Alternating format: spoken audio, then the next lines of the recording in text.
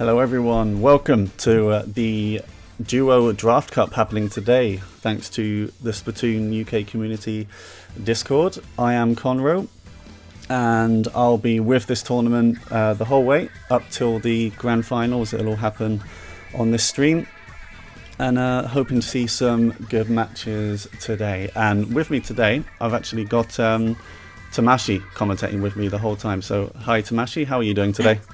I am doing fine. It's great to be here. Thank you so much for having me. Hopefully everyone's looking forward to it. No worries. Yeah, very much looking forward to it today.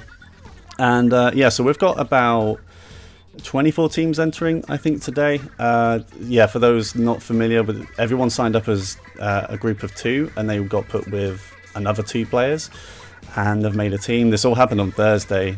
Late Thursday evening, so they've only had like a day to practice together for this. Yeah, so we'll have to see how everyone gets on.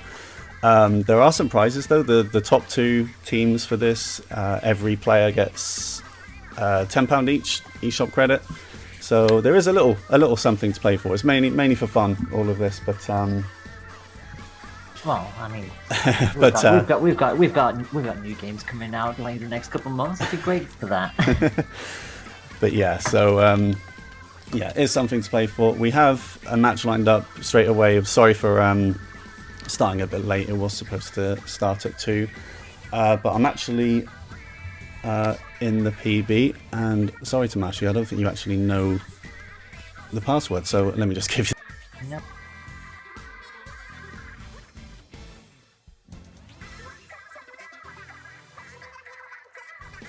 I just told you. There we go. Cool. You said 6911, right? Yeah, that's it. There we go. Don't worry, none of the stream can join because it's full. Yay! Woo. Also, Mario Meta in the chat going, Paper Mario? Question mark? All right, yeah, there we go. We're all in the room. So yeah, every match in the winner's side, hopefully we'll be sticking to the winner's side for most of this. But yeah, on the winner's side, it's all going to be best of 5. And the first game between these two here is Rainmaker on Sturgeon Shipyard. Yes, we start on Rainmaker. Always love it. Is it your favourite mode? Maybe. Very much so. So yeah, we've got ourselves 2 teams lined up. These 2 teams are going to be Oshamon Scrubs a Splashy Turd versus Grey's Harem. I will say, actually, the bracket has... I think the bracket had a last-minute change, so they're not against Grey's Harem anymore. We are sticking with the Splashy Turd team, but their opponents have actually changed to Kabotony's dad. Yeah, Kabotony's dad. So I'm just going to quickly change the little stream thing, so it's all correct. There you go. Yeah, last second switches. These things happen. Yeah, that's the nature of these kind of competitions. You know, there is some form of a seeding. Apologies, that won't happen again because the bracket is going to be staying how it is. Yeah. Alright, that is changed. That is changed. Yeah. So, due to the nature of how many teams are taking part, we have, 8 teams who get buys. We got 8 teams who have buys into the next round. So, round 1 is full. So, everybody who is fighting here will be essentially going. You know, they have their stakes on the line. They know which team they're going to be fighting if they so happen to win this match. And I think the winner of this set goes on to take on Wintrade. So, yeah, that's right. So there are 8 teams that have received immediate buy into the second round. It has been a slightly seeded. This has not been completely random seeding, but we're not going to know how good every single pair is in this could be some surprises. Alright, so the first match up and ready to go. Rainmaker on Shipyard. We've got Kabotony's dad in the yellow, and in the purple will be the Splashy Turd. Yeah, and we have got Osha Scrubs and Kabotony's dad. We're going to have to make another change to the stream real quick because they're on the different side of the colours. Alright, we're good to go. And away we go. And who's going to pop that shield first? It is going to be on the side of the yellow. And missiles already coming out from Tony. Yeah, Tony's actually... we've got 3 rollers in this game. We've got 2 rollers on the side of Kabotony's, I believe. We've got a Dynamo, Gold Dynamo, which I think has armor. And then, oh no, I got it the wrong way around, sorry. Ken's a Dynamo, which has a BR bomb. And then the foil flings are with missiles.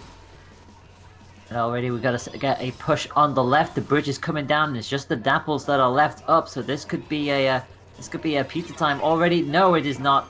They are going to make sure they get the stop on this one. Yeah. So, nope. Oshamon No getting the stop. Splash taken out. I believe that's Inkling Splash, actually, this yes, player. it is. So, yeah, quite a prominent player in the UK scene. Playing for Drunken Sailors normally. Yep. Had a bit of a break this time around. I say got a bit of a break. You know, playing with his good friend Oshamon. You know, I see the pair of them pop up on a regular basis. Rainmaker already back to the middle area, so good, decent first push. Booyah out, Splashdown out as well on the side of Scrub. And it's going to be a trade in the end by the looks of it. Yeah, that is a trade. The Rainmaker shield is broken, so there is a chance to pick it up, but it's a little bit too neutral right now for anyone to make a strong push. Missiles coming out from Kabotony's side. Flash thrown grenade. Oh, is that going to catch the Dynamo? Ooh. There we go. Oh, Splash is going to misjump. Thankfully, they did not fall down the pit. Just that onto was the an lower platform, and it's their time to push. interesting trade there. Scrubs managed to... Oh, I think they were about to fall, but K did get the splat there before they were able to do anything. And that push has been stopped before getting anywhere, really. They did push it to 69 away, but there's not anyone there to pick up on that. So it is going to be Kabotony coming out now for another push, maybe. Potentially, the things that is getting a splat or two here is going to flank around. Splash does not see it coming. They do lose the Rainmaker, but they do have player advantage here, and the Rainmaker shield is about to pop in their favor yet again. Yeah, we've got Turd with this Dynamo. Oh, nice splat on Tony there. Could get a second as well. And all the other team are lining up for him. Turd could get one more here. I think they've realised the danger and backed up a little bit. There's only one player alive now, actually, for Kabotony, and I think it's K, and they've backed up to their own... Yes. K is zipping around the map a bit, having an interesting time there. I mean, why not? Scrub is going to ink up that left platform. Needs to be careful. Oshamon almost caught out by Black Grenade. Just about survives. They do have a 4-2 advantage here. Oh, there's a DC. There's a DC on Kabotony's side. We've lost the Ken to Splatter Shot. I think that was K that happened to. I'm not sure what the actual rules are for DCs. At the moment, everyone's continuing, so I'm just assuming that the game is continuing at this point. It is a push below 50, and there's less than 2 minutes left. I think the DC happened after the halfway mark, so I think this might still count, but I'm not sure. So we'll have to see what the ruling is on that. In the meantime, Turd is going to pick up the Rainmaker. Yeah, so the team of the DC was the team that was leading, but a double from Turd. As long as they can get over to the left side, I think that's going to be the lead for them, because that is a team wipe for Kabotony's dad. Turd, you just need to move forward. Yeah, they just need to take the lead at least. I was getting a little bit concerned there, but yeah, it looks like 4v3 is the way to go. That's a wipe, and all together now, that's a dunk. Yeah, that is a dunk after the DC from K. Offshore Scrubs do take that. Yeah, a bit of a shame that it was quite a close game before that point. I think it is the halfway mark in this, so it's 2 minutes 30. I'm not sure if there's a kind of a score limit as well. It is a bit of a shame, but that is how these things go. They were doing really well up to that point. Their very first push was exactly what they needed. Got it past the halfway mark, and yeah, it was pretty much going away for them. But just that's sometimes you don't realize how much of a how much you lose the second you lose a player. It can just turn around in an instant. Yeah, for sure. But that is game one going to Oshamon, Scrubs, a Splashy Turd. Great name. Yeah, I will say names. There were some great names in this tournament. I think we had. I think the match that we were very tempted to stream was the team with no name versus insert team name here. Yeah. What are the chances of those two going together? That was a good name as well. Hopefully we'll stream whichever team is still in winners bracket after this match for that one. It's worth saying as well, the scoreboard, a lot of these team names aren't going to fit on the scoreboard, so I'm just typing. I'm typing these in. Initialize them or split the name. Yeah, just typing these in, and I'm going to have to get creative with the way I shorten some of these names. So yeah, we're on to game 2. Game 2 is going to be Clan Blitz on Snapper Canal. Get a nice reaction from Tamashi. I've seen enough of clans for the past couple weeks. For those of you who don't follow what I do, basically I've been trying to get all 4 X ranks, and Clan Blitz was the last one to do, and you can probably guess how much of a roller coaster solo clams is. But I did it! That's the most important thing, so... Yeah, Clan Blitz on Snapper Canal, a little bit different to the others. Maybe we'll see some bubble blowers or ballers coming out, because they can work a little bit better on this mode while pushing. I think Blue's in this tournament, isn't he? So we'll probably see a brush, for sure. So Oh, yeah, Blue for- at least, but in another will game. we see it from anybody on this team? That's going to be a question. Yeah, and Snapper Canal is a little bit of it can be a little bit stressful on Clan Blitz when defending, because there's definitely more than one route to the basket. You can kind of take the main hill towards their spawn, or go all the way around the outside where the ink rail is. Or you can go around the right. Yeah, around the sneaky uninkable path. So Yeah. yeah, every team has to watch out for that when they're defending.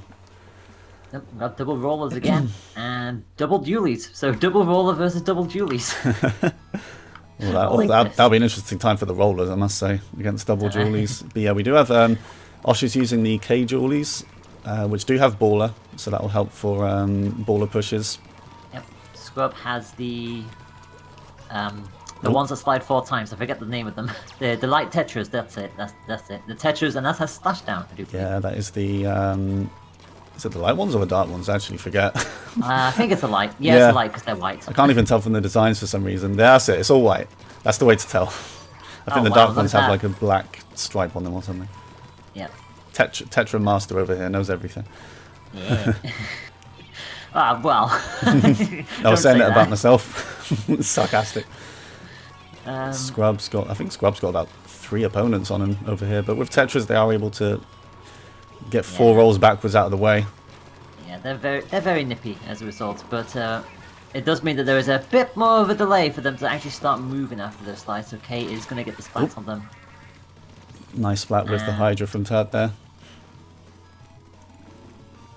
Being very much big time anchor, is not really much you can do except be that long range, and they're going to pick Takes out out the Ninja jet as well. as Oh, a wow. result. That was a delayed trade. A little bit of a delayed nonetheless. trade. Yeah. I think that could actually be the push shut down as well. It looked like they might have been able to start something, but they lost 2 players, and there goes the power clam they had as well. There's a lot of clams mid now for Neek to pick up. Neek's actually using the Junior, which should provide a lot of paint and a lot of armors for Kabotony's dad.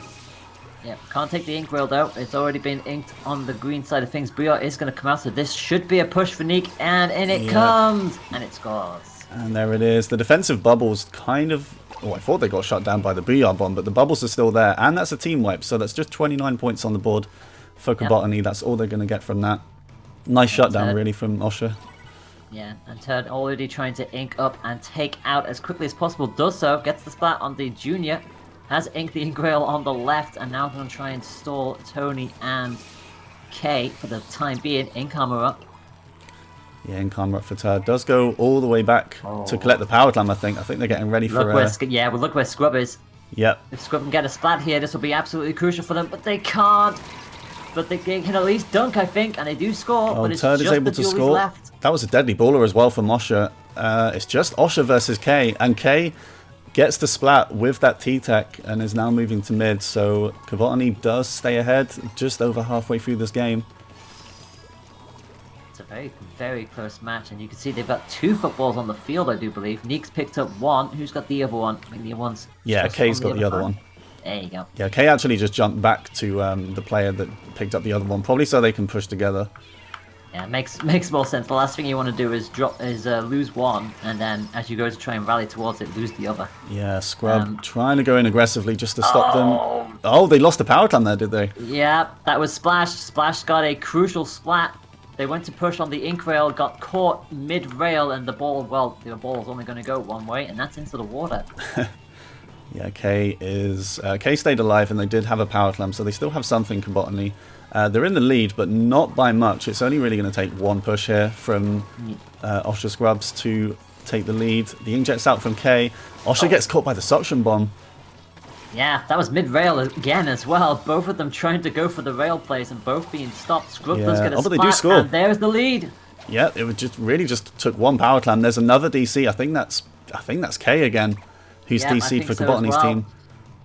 Scrub is going to park right in front of the barrier. Can they get the splat on the roller? Not quite. They're still there, and everyone else is now rallied up. But Scrub gets not one but two, and I think that should be a near wipe if they can get the third.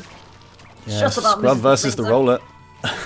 Oh, the Flinger gets it. Splash is still there though. Will Splash might get taken out here? Yeah. And is that going to be the end of the push? I think it is.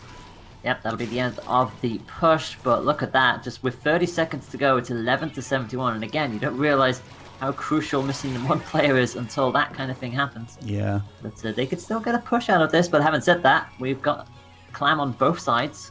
Yeah, Kabotony's still going for it. They need to. They're going to go 2-0 down in this set if they don't take the win here. But there's only 3 of them, so it's going to be very hard, especially in Clan Blitz, to get that amount of points that they need.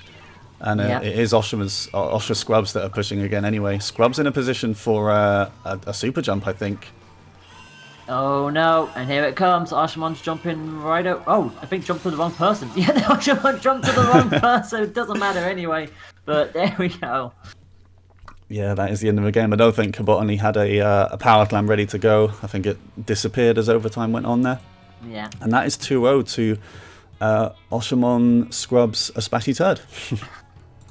You're not going to get tired of saying that, are you? Looks like we've already got results from one of our matches. Splat from Home has taken out Team Backline by 3 points to 0. So that is our first drop down into the underground bracket that we know of. We're still waiting on everybody else's scores, naturally. But yeah, who is on Splat from Home? Oh, Splat from Home is Rizucorn, Kopi Junkie, Argon, and Espress. That could be a pretty strong team to look out for as well, that one. If you do want to have a look at the teams, there should be a command for that. Explanation just type bracket? in teams. Is it explanation bracket? I assume it would be. Bracket is for the bracket, but you can also type in teams to look at all of the rosters for the teams playing today. Okay. No worries. Yeah, if you're curious about the teams taking part in this. So yeah, it is 2-0 to Oshamon Scrubs. And we're on to game 3, which is Splat Zones on Starfish main stage. Which is probably one of my favourites, this one. Yeah, good old main stage. It's nice, it's straightforward, there's nothing to really annoy you about Zone's main stage. Because the zone is exactly where you would think it would be, and it's not a split one, so it... And plus main stage is a good stage. It's had a lot of tweaks in its time. Yeah, definitely better in my opinion since that happened as well. Yeah. Yes, and flanking is always a nice option on this map as well. You've got basically either side of the stage where you've got to watch out for players sneaking around. And yeah, on top of that, you have to be careful if you decide to commit to a jump and then suddenly, hello Ink. We've seen it plenty of times already. I love the fact that we can load into a stage and we just get reminded that we've got Splatfest coming up soon. Yeah, I keep forgetting that's happening next weekend as well. Yeah.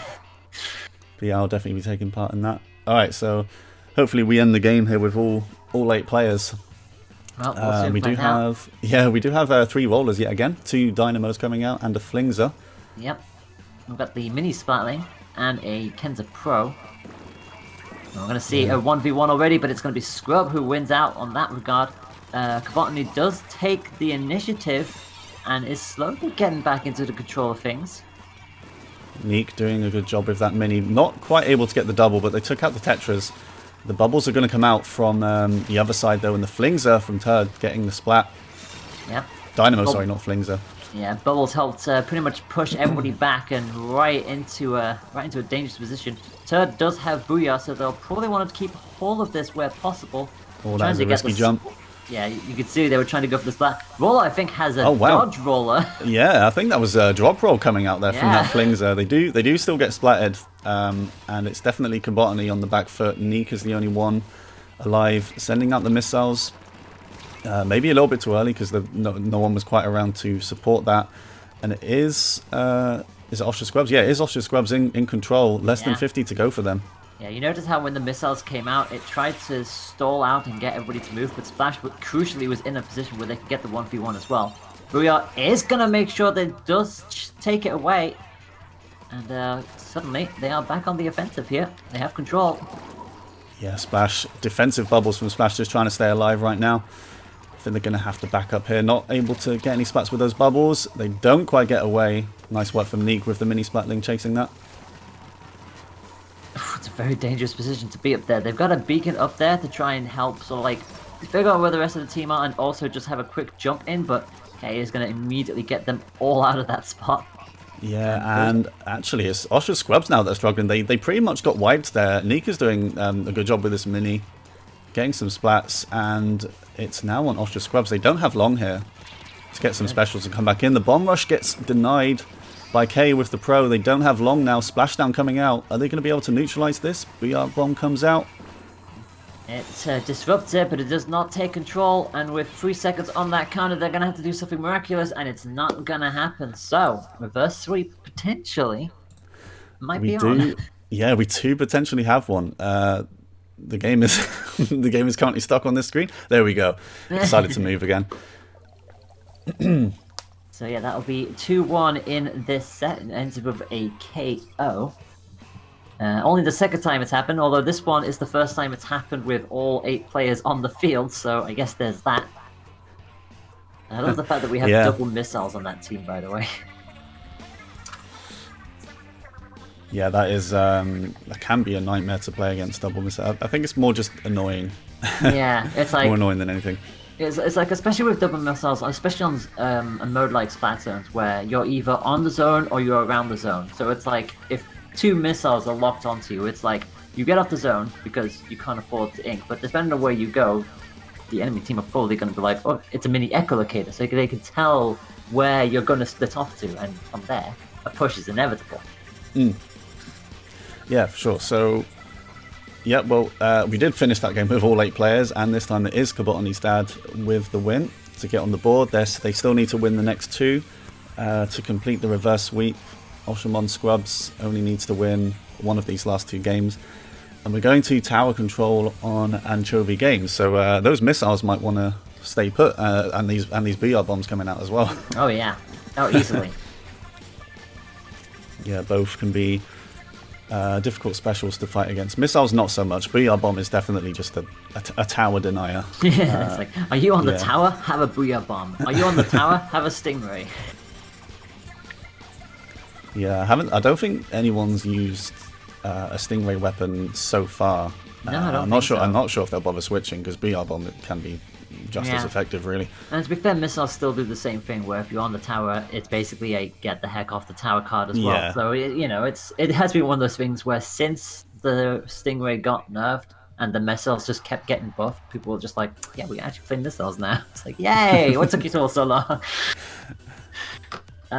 We've got more results coming through, just as a heads up. Treekos Legends beat Best Team Name by 3-0, and Squell Chids have beaten Great Harem 3-0 as well. So a lot of 3-0s happening at the moment. Yeah, a fair few sweeps in the first round. Treekos Legends 3-0. That could be another team to watch out for, Treekos Legends. They do have 4 competitive players on that team. But anyway, we're into game 4 in this set, which is so far not a 3-0. And we're only going to see the one roller this time around. We got a Clash Blaster. The one time I don't talk about blasters appearing on tower control is the time we get a clash. And Hurt has switched to the Carbon, getting a trade with the other roller. So both rollers out of the game within 10 seconds. We'll see you later. It'll be a 3v3 from now on. But yeah, Turt does seem to be doing a pretty good job with his rollers. I think they might have been using the Dynamo mainly until this point, but they have switched to the Carbon Deco, which has auto bomb rush. Yeah, that'll. Bobs is in a little bit of a spot there with that Dynamo. Yeah, everybody's worst nightmare, the inner auto bomb rush. Splash keeping control of the left fan. Their armor is up, but they're going to get caught out by the Clash Blaster, just able to get away.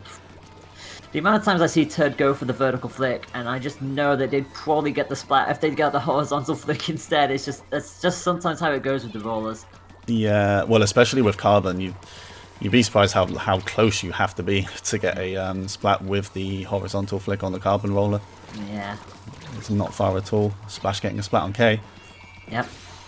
Well, they are pushing up. Booyah Bomb is going to make sure they don't get past checkpoint 1. And pretty much the only one left was the Mini. That's essentially a wipe. And now it's time for the scrubbed team to push. Yeah, Osha is trying to get up onto their side straight away, which is the right thing to do. Immediately take control of their plat, because that's where they're going to come back and defend. Osha with the baller, not able to get anything.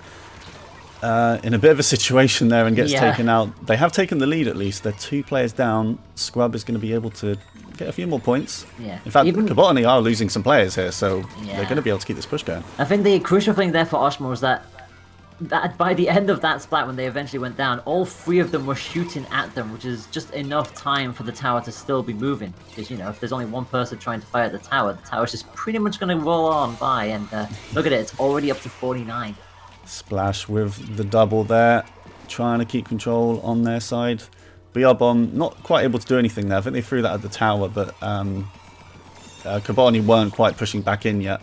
Yeah, the tower hadn't quite reached the place where Splash wanted it to be, so the Brio didn't really do anything at all. They are going to now take the tower, Kabotony, and Splash is just keeping this platform up so they can get as much range as possible.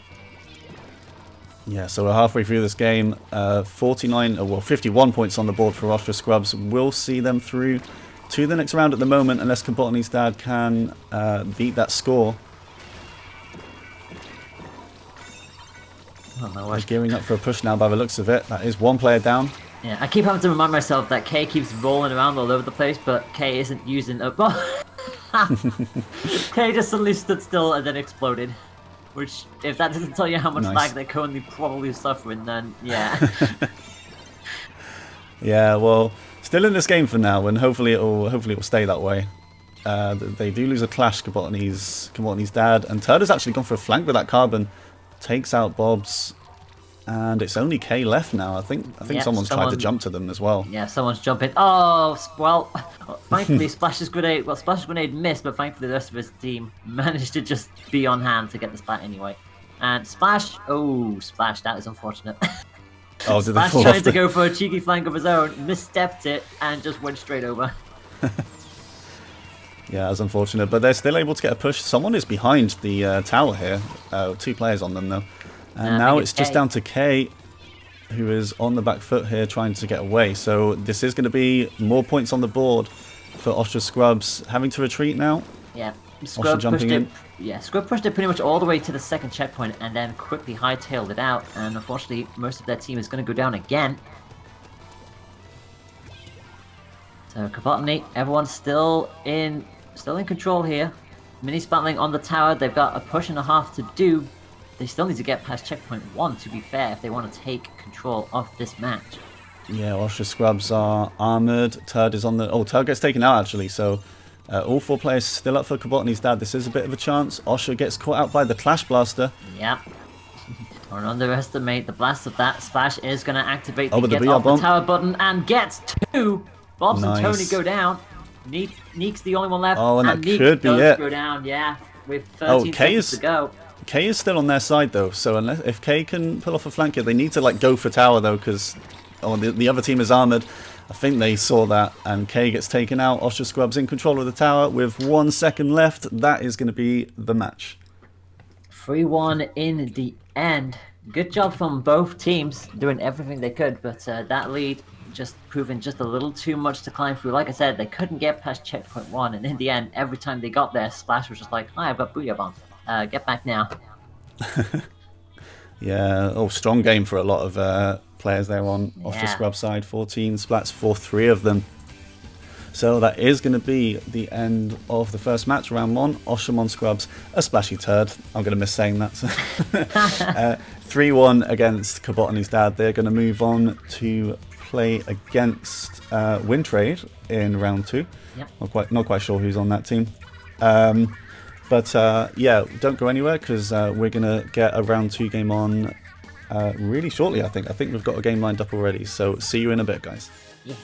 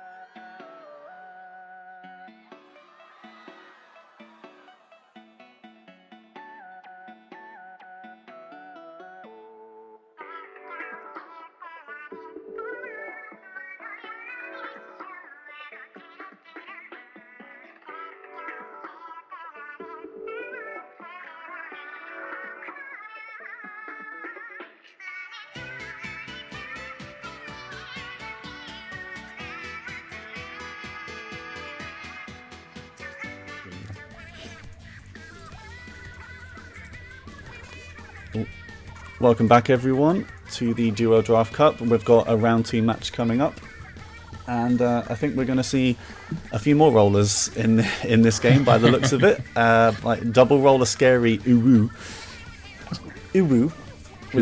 which is Phil, Stan, Pryor, Aphrodite, and Zari against insert team name here: the Mole, CJ, Moralex, and Sky. I believe that's pronounced. Sky or Sky Eye, but I think it's definitely going to be Sky. I think saying the latter one just makes me sound silly.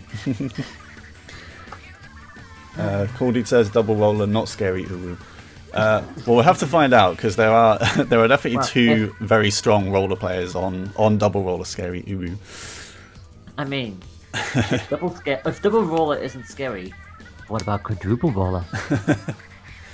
Wait, we don't have everyone in, do we?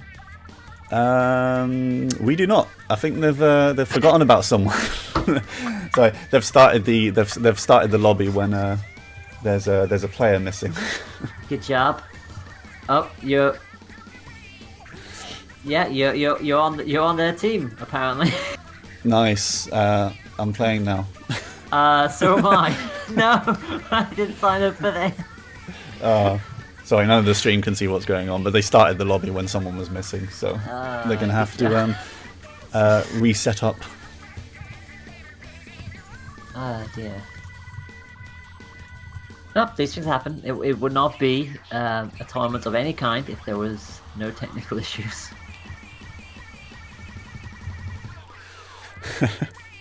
Okay. There is a pass now as well. Okay. Okay.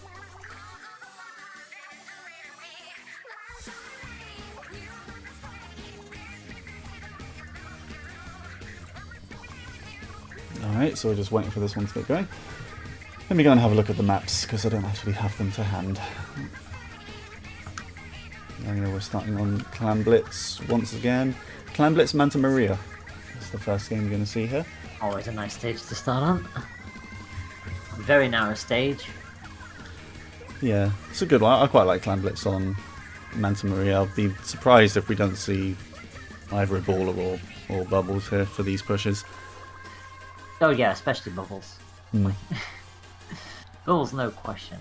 Yeah, it will depend on what roller Pryor feels like playing. I believe Zari really only plays the regular roller, so that might mean Pryor plays the Dynamo or Flingser instead. What if we get into the game and like Pryor and Zari use different weapons, and it's Phil, Stan, and Aphrodite that use rollers?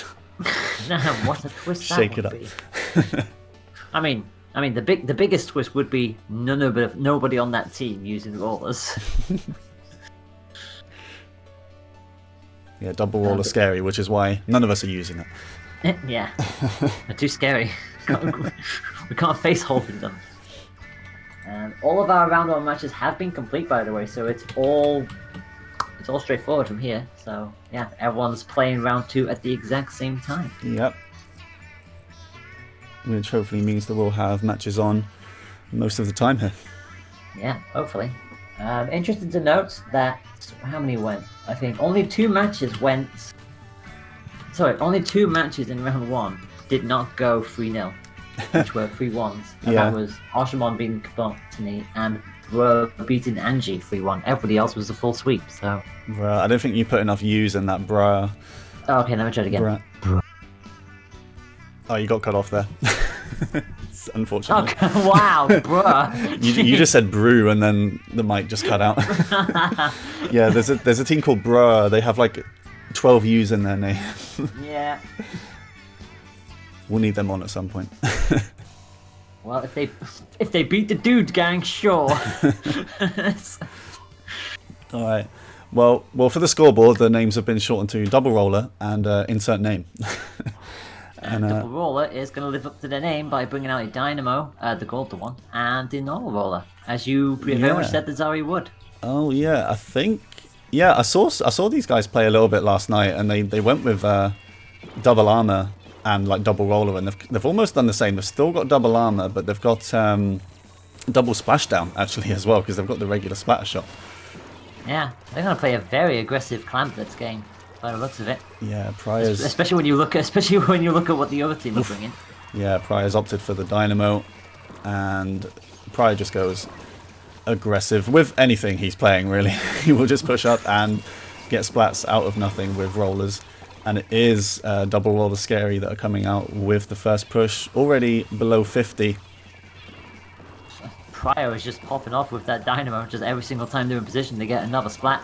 And Mole needs to be very careful here. CJ is the one who gets caught. Yeah, Mole gets taken out by someone else, though. And it's 2v2. Zari's probably going to shark around this bunker area, try and get a splat or two. They do get one on Moralex and could get a second hit. Yep. Just able to get away. Just about. And Barry obviously now back up. They do have a football on the field. You can always see a this way spam immediately. Armor is going to be ready on stand side. They've got CJ pinned in the corner. Yeah, Phil's got armor ready to go, and it is popped. Again, they have a lot of clams, 25. Probably giving up for another push. Zari is rushing the goal. Splashdown is going to take out Sky. Zari's still alive. I think this is going to be another push. Mole is bearing down, but not able to get there in time, and gets taken out by Zari as well. Yep, Stan came down, but couldn't throw this it. power Oh, that's a whiff. I think someone, I'm not sure if someone missed initially for the power clam to get down there, but yeah, I think the power clam's too low on that platform. So one does go to waste. What basically happened is somebody jumped in, and before they could throw it, they got splatted, and the ball unfortunately went straight down onto the bottom area instead of staying on the hot platform, which is why it ended up down there in the first place. Pryor and Phil pushing right up. That's going to be a double commit. Almost getting caught out by the splat grenade. Yeah, Pryor needs to get the... I think they should be able to pop this. They do. Yeah, there was only one player there to defend that. So again, they're pushing, and this is getting close to the end of the game. Pryor is hanging around this bunker area to clear out the defending team. They've got enough clams for this. I think this is going to be game, and it is. Just the second you saw the loadout that they were coming out with, like, pretty much nobody was really going to be hanging on that back. Nobody was really playing the defense because, you know, with these kind of weapons, it's just full-on aggression from the get-go, and unfortunately, they just couldn't keep on top of that. So, yeah, double roller scary, living up to their name. Yeah, they're very scary. Definitely. And the two rollers were at the top of that scoreboard as well. Pryor got 14, possibly some assists with the armor, but still, it is indeed very scary. Oh, yeah. And it's only going to get worse from here as we move on to tower control. Yeah, so pretty much no backline weapons in this game at the moment. I think the most backliney weapon we're seeing is actually the Dynamo, but Pryor is not playing that like a backline weapon. You think Pryor is going to play as a backline? That's a good one. Definitely not happening. So what do you reckon? What does insert team name have to do here? Because you know they've just been completely dominated there by that full-on aggression. What do they have to do to try and slow this down? I do think shutting down Pryor, to be honest, would go a long way, but it does depend a little bit on what he decides to use. Because if he's going to stick with Dynamo, then so a lot of like bomb spam might help with that. Because then Pryor's not going to be able to move much. And he is sticking, I think, sticking with the gold Dynamo as well. And probably not a bad decision by Mole either to go to the custom jet, which is one of his stronger weapons, I think, as well. So for this, oh, I was gonna say for the second time we got the Clash Blaster out, and straight away, who's the first one down? It's the Clash Blaster. Yeah, but hopefully that extra range from the custom jet will just help to keep a little bit safer from the Dynamo. Zari's looking for a flank here, I think. Gets one. CJ using the Clash Blaster gets taken out. Yeah, Pryor's also going up there as well, using the little step. Wasn't able to get any splats, but again, I think they're just stalling everybody back. You could see someone caught. It was unfortunately Moralex.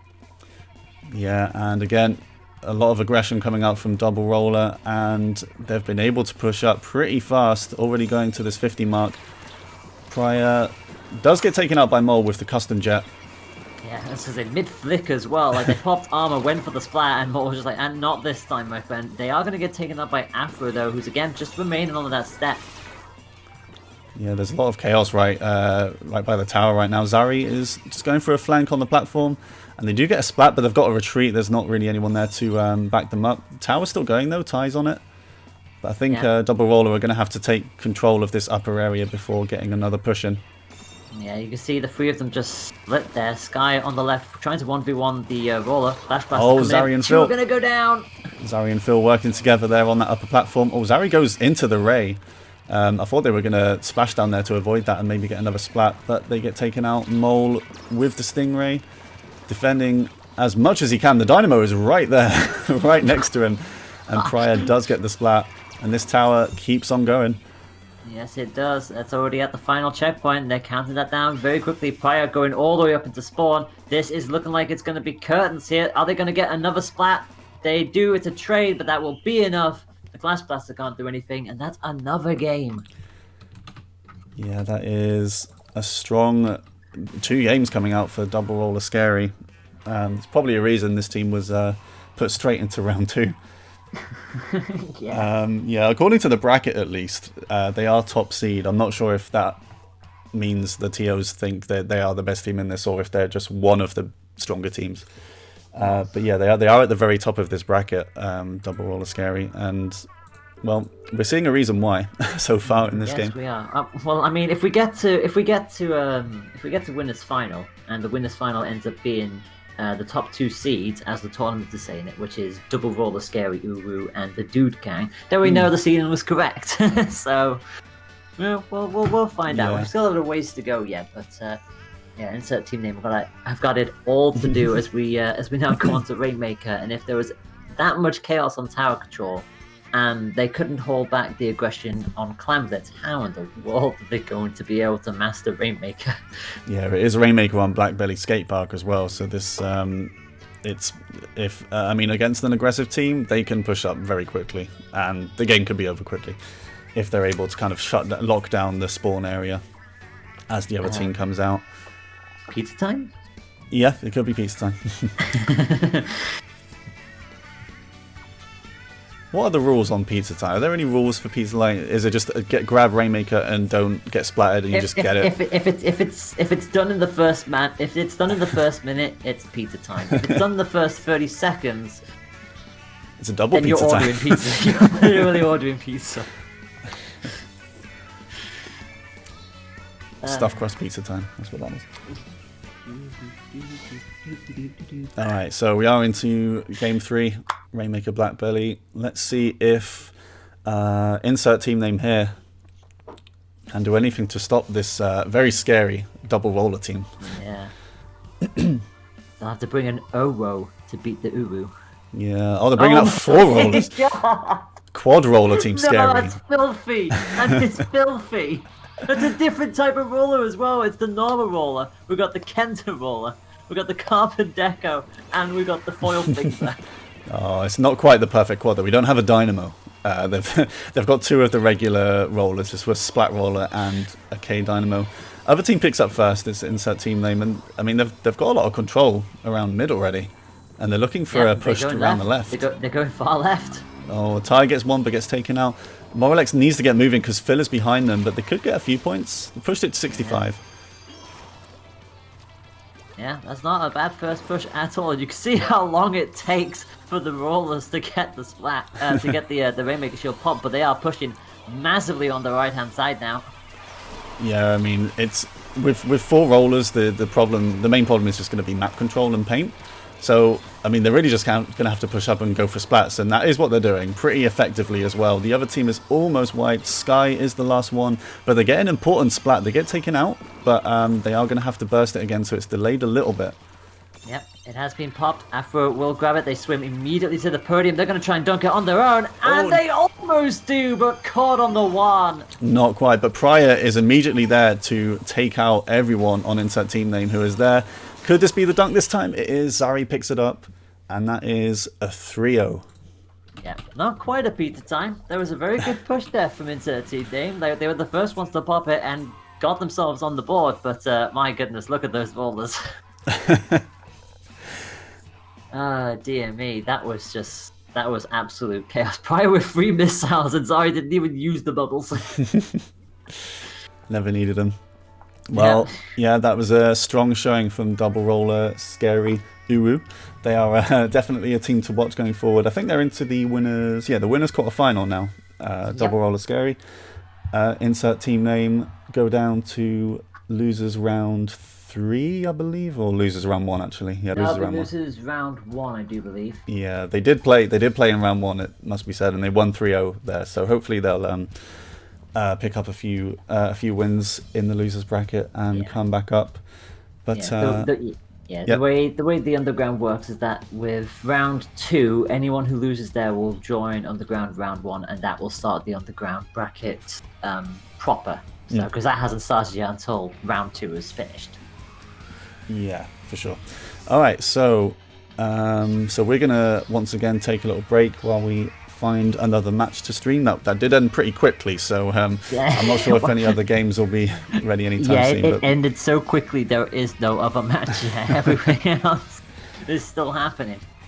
Yeah, but we'll see what we can find, and we won't be gone for too long. So we'll see you guys in a bit. See you.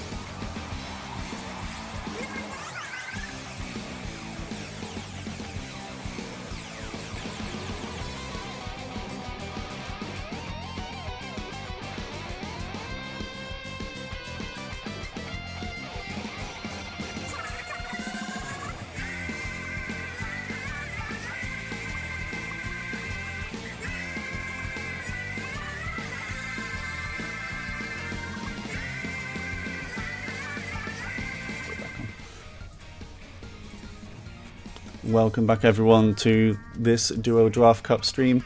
We have a winners quarterfinal coming up between Wintrade and Nooklings. Wintrade being Kentaro, Chino, Isabel and Awu. Nooklings, Tomica, Umbra Knight, Echo and Mr. Leo. Should be a lot of fun. A lot of good players in this, and according to the seedings, they are 4 and 5 respectively. So expect this to be a very close set. Yeah, definitely could be. And Wintrade, I do definitely recognise Isabel and Awu, two very aggressive, competitive players. I do know Isabel. I think Isabel likes the Tetras, and Awu. It's been a while since I've seen like Awu play a lot, but I just remember them on Splat Shot most of the time. And they were very strong with that. And of course on the other side we've got Tomica, who still likes Julies, I think. And Umbre also likes Julies, or used to. I think Umbre's been jumping around a little bit more with what he plays. So it'll be interesting to see like what he chooses to play in this match. Oh, exactly. I'm looking forward to what they're all coming up with. And, you know, get Tomica part of chemistry as well. We saw a chemistry member earlier today, so... Nooklings having a bit more of a better time with their member, at the very least. And there we go, I can join you now. Yay! Okay, so we're just waiting for everyone to join the lobby so we can get started. The first game we're going to see in this set is Splat Zones on Muscle Forge Fitness. And yeah, this is one of my favourites as well, I think. Yeah, again, it's another. It's not quite like main stage. Obviously, it's one of the very earlier stages that we get in the game. You know, for those of you who played the test fire, you know how those kind of things work. But this one's a little bit more complicated since you've got a lot more places to sort of like dip down into for cover. But at the same time, you know, if anybody's on top of that bridge, you're probably going to know it. So if you've got a bucket, you'll get them. If you don't, you're probably not going to get them. Yeah, for sure. I mean, there's the zone, of course, is blocked. You can access it from this little grated bridge from the kind of snipe area, but you can go down below into the trench, which makes it quite easy for players to kind of hide around there and surprise players up above. Yeah, if they're not being careful. You got your snipers perched on each side as well, so like, there's a lot of different ways that you can ink the zone quite easily. So yeah, and I do think it's quite a good. A map for backliners, well, specifically chargers, because it can be quite hard for the other team to kind of access where the other charger likes to sit, which can kind of make it easier for the other charger to, and it's easier for them to kind of push up as well. Like once a team is in control, pushing up the other side, if the charger is able to position around like maybe just in front of the zone so that they can shoot up onto their higher platforms, that can be dangerous. Yeah. Yeah, lockouts on this map can happen fairly easily if the defending team isn't. Well, yeah, if everybody just gets pushed back to their spawn area, it's curtains. Especially since you can just flank up that ramp. It's just you have to be so observant. Like if you are the anchor, if you are playing that backline, you have to keep the corner of your eye, you know, aware of the left-hand side, because if anything goes up there, you might see a team just wipe immediately. Yeah, definitely. And you may have just noticed I've just changed a couple of names on the roster, because I'm not sure if they're the same people, but Lava Leaf and Joe Leaf have joined the lobby instead of I've forgotten their names already, Chino and someone else, Kentaro and Chino. Whoops. Oh, it is Lava Leaf. Yay, Lava. I wish I would have joined down, because I've definitely got them at it. So yeah, everyone also, is in the lobby. I feel like Isabel is on the wrong side. Shouldn't Isabel be with Nooklings? That is true. That is true. Is it spelled the same though? No. I didn't actually get the full name. Isabel, I think, is it like TJ Isabel or something like that, the player's name? Isabel T.J. Yeah, that's my bad. I should have put in the full name there. Let me just. That's alright. Just fix okay. I just wanted to get an Animal Crossing joke out. That's all I wanted to do. Isabel TJ. Alright, so yeah, they're all selecting the weapons. There's 2 players we're waiting for on one player on either side, and then we will get going with the winners quarterfinal. 8 teams remaining that haven't lost a match yet. Technically a few more than that because we're still waiting for a couple of round 2 we've got games. 6 teams through for sure. We're still waiting on Octopussy and Squid Otakus to finish their fight, and Snipe Z and the boys and girls versus Treecko's Legends. They're still fighting as well. But yeah, otherwise we've got 3 quarterfinals pretty much on the way. Yeah, which is good. Lava Leaf taking some time deciding what weapon to use in this game. I was going to say, every single time I seem to be in a lobby with either Lava Leaf or Tomica, they are the last 2 people to check in. It generally seems to be the way. Yeah, I think I'm familiar with that as well. Okay, but we are in game 1 of this winners quarterfinal between Wintrade and Nooklings. Oop, and it still says double roller on there. I'll just change that real quick. Yeah. We got a scope. Lava Leaf with the scope. Yeah, Lava Leaf is using the splatter scope. On the other side, not a true backline, but we do have the Nautilus from Umbre. So, but I think the Naut is quite an aggressive weapon, so not really any backline on Nooklings' team here. Yeah, Nautilus is definitely one of the more aggressive Splatlings in the case of that, you know, you are literally just recharging that thing as you go, so... And it's a lot shorter range as well, but they're immediately going to ball straight up, and Oru is just completely caught out. They're going to go down immediately, and that's going to be zone. That is the zone. Isabel with the Tetras, going in very aggressive, just trying to get a splat, which you can really afford to do with the Tetras, because it can be so hard to hit them. But Echo with the Junior does get the splat, and trying to get the zone back for Nooklings right now. Not quite able to, but the armor's almost ready to go. There's someone behind him as well. Yeah, Oru who's gone all the way around, gotten the lead, trying to chase down the other one. It's Tomica who's in there. It's going to be Jet coming up. Still not quite going to get that splat. Does get up very nice. Came in. Wrong place, wrong time. And Oru's going to get away with that. Yeah, Tommy was able to get a trade, but not quite enough at the moment for Nooklings. They need to regroup and get some splats before pushing in with specials. But Tomica gets caught out by a bomb, and Lava Leaf, as I said, with the charges, they're in a pretty good spot here. Able to look at the other side. Umbre is going in with Baller, trying to get control back, and they do get it with a BR bomb as well. Nice sync of specials there. Nice done. Lava Leaf taking a little bit of refuge behind the sponge. Always very handy in these kind of stages. Umbre Knight on the zone. Stingray is going to come out, but unfortunately, Lava's just going to get chased immediately, and they are going to go get taken down as a result. Yeah, there is some nice grouping up from Nooklings right now. It is Wintrade on the back foot. Isabel goes down again. Awu's there as well, but I think they know that Awu was there, and there's a jump there as well. Awu not quite able to take out Tomica, but they're also trying to get the zone back, and they might be able to do that because Nooklings lost sight of the zone for a second, and that is sadly going to put a penalty timer on for them before they're able to take the lead. Yeah, Lee was trying to just keep that zone alive for as long as possible, but the pro doesn't have that much fire rate. Booyah gonna get thrown onto the zone. I think there was a beacon on there as well, and wins the 1v1. Yeah, nice splat, but gets cleaned up by Joe Leaf and Isabel, both Julies on the other team. Umbre gets the splat with the Baller, taken out straight away. Nice snipe from Lava Leaf, not quite able to follow up with a second. And the Ray comes out. It's only the pro alive right now for the other team. Yeah. Isabel had a really good double splat there. They're going to take the point sensor. They're not going to worry too much about that. Quickly rolls back into the zone, away from the range of the Nautilus for the time being. Yeah, that timer is ticking down. They need to go in with specials pretty quick. They've got missiles and armor ready. They're going to have to use it and go in because that is ticking down. This BR bomb needs to get to that zone pretty quick. It's too late. And that is game 1 to Wintrade. Yeah, you saw them roll in. They were trying desperately to get the extra bit of ink down, but unfortunately just not going to happen in time. If they needed to throw that Booyah out like a second or two earlier, then it would have probably stalled it and maybe ticked it over time. But as a result, it is going to go the way of the 2 Leafs, which aren't Nooklings. Damn it, more Animal Crossing jokes. This is going to be very hard. The 2 Leaves and Isabel and Awu, but that was a fairly close game there. There was some nice teamwork from both teams coming out.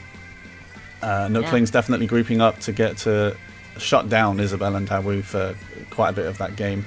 Just I think they did lose sight of the zone a couple of times. I think Ekel, if Ekel is going to use a junior. I mean, we're not playing zones anymore, but trying to like keep an eye on the zone because the junior can deny zone caps pretty easily. Yeah, the turf coverage on the juniors are, pretty notorious at this point. Plus the fact that they have a much bigger ink tank than any other weapon in the game. So. Yeah, well, this time everyone was pretty quick to select their weapon, so we're straight into game 2, which is Rainmaker on Makomar. Nice open stage, very open stage. We're going to see the scope coming back out for Lava Leaf, and we got the Nautilus coming back as well. I think it's a different one this time around, actually.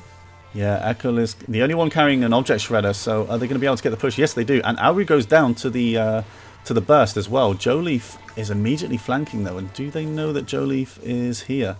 I think Joleaf should turn around. Joleaf is going a little bit too far ahead, maybe. And they do get a push, but Isabel is able to stop it.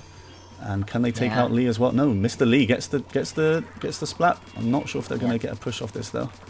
Yeah, it was a bit unfortunate for Eco. Got up onto the platform, went for the jump, but then couldn't do so because unfortunately it was still mostly inked on the enemy color. So they popped the shield, but I don't think they're gonna get that forward anytime soon. That'll probably reset with the Stingray coming out. Yeah, Mr. Leo was by themselves for quite a while there mid. Maybe the rest of the team was dealing with Joleaf, who immediately flanked and went straight to their side of the map.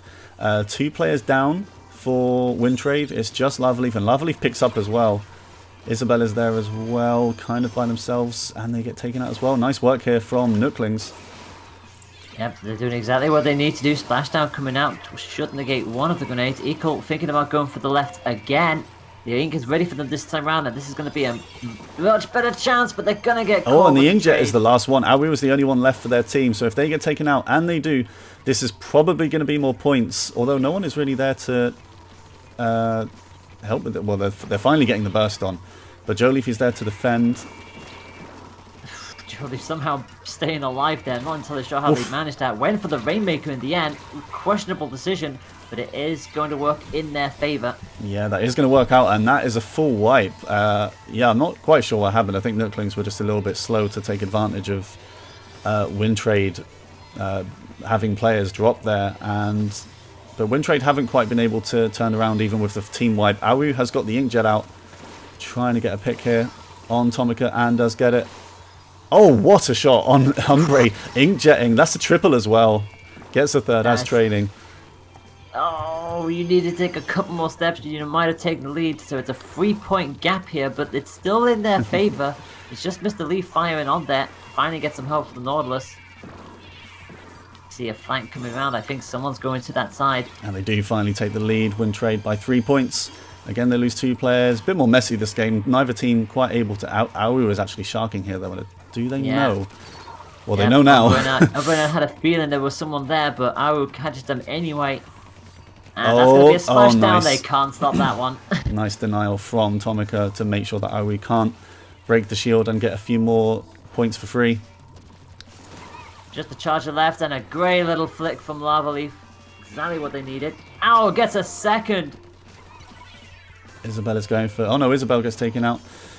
Less than 2 minutes, but Nooklings, they are behind right now. It is on them. That if they do want to push right, it's not gonna. They're not gonna have to push like really far to get it. They need to be careful of players going behind them though. Umbre is there to stop it. Yep, Isabel picked it up yet again, and suddenly Eco is just going, "Hey, come to the left. There's nobody over here." Eco unfortunately whiffed the platform as well. Tomica already there. Oh, nice push. This is going to be... It's just the charger. Lava Leaf. Umbre could get up this podium. Not quite. Awu was there to stop it. But that is a push to 7 points. And that's going to be really tough for Wintrade to turn that round. Yeah. Finally gets the spot that they need. Pops it and immediately takes it. Joe, I think, is in the Rainmaker free section. So they need to get a move on here because that's going to start ticking away from them. Finally does drop out. But you can see how much time they've already lost just by being in that area. So they've only got 40 points on, but this is a big push coming here. They're finally going to get stopped by Eco. Yeah, Umbre is pushing up the right stack right now. I think they can. I think for now they can probably afford to do that as long as they get something for this. The inkjet coming out, but Isabel with a nice shot is able to stop it. Rainmaker is in a bit of a precarious spot for Nooklings, and they've lost 2 players as well.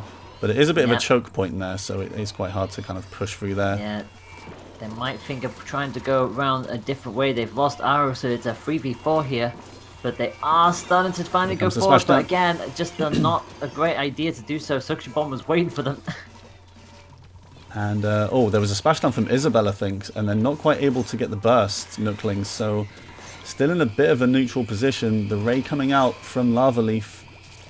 They do lose the Pro, and the Rainmaker has been picked up. I think this is going to be the last chance. There's only 7 seconds left.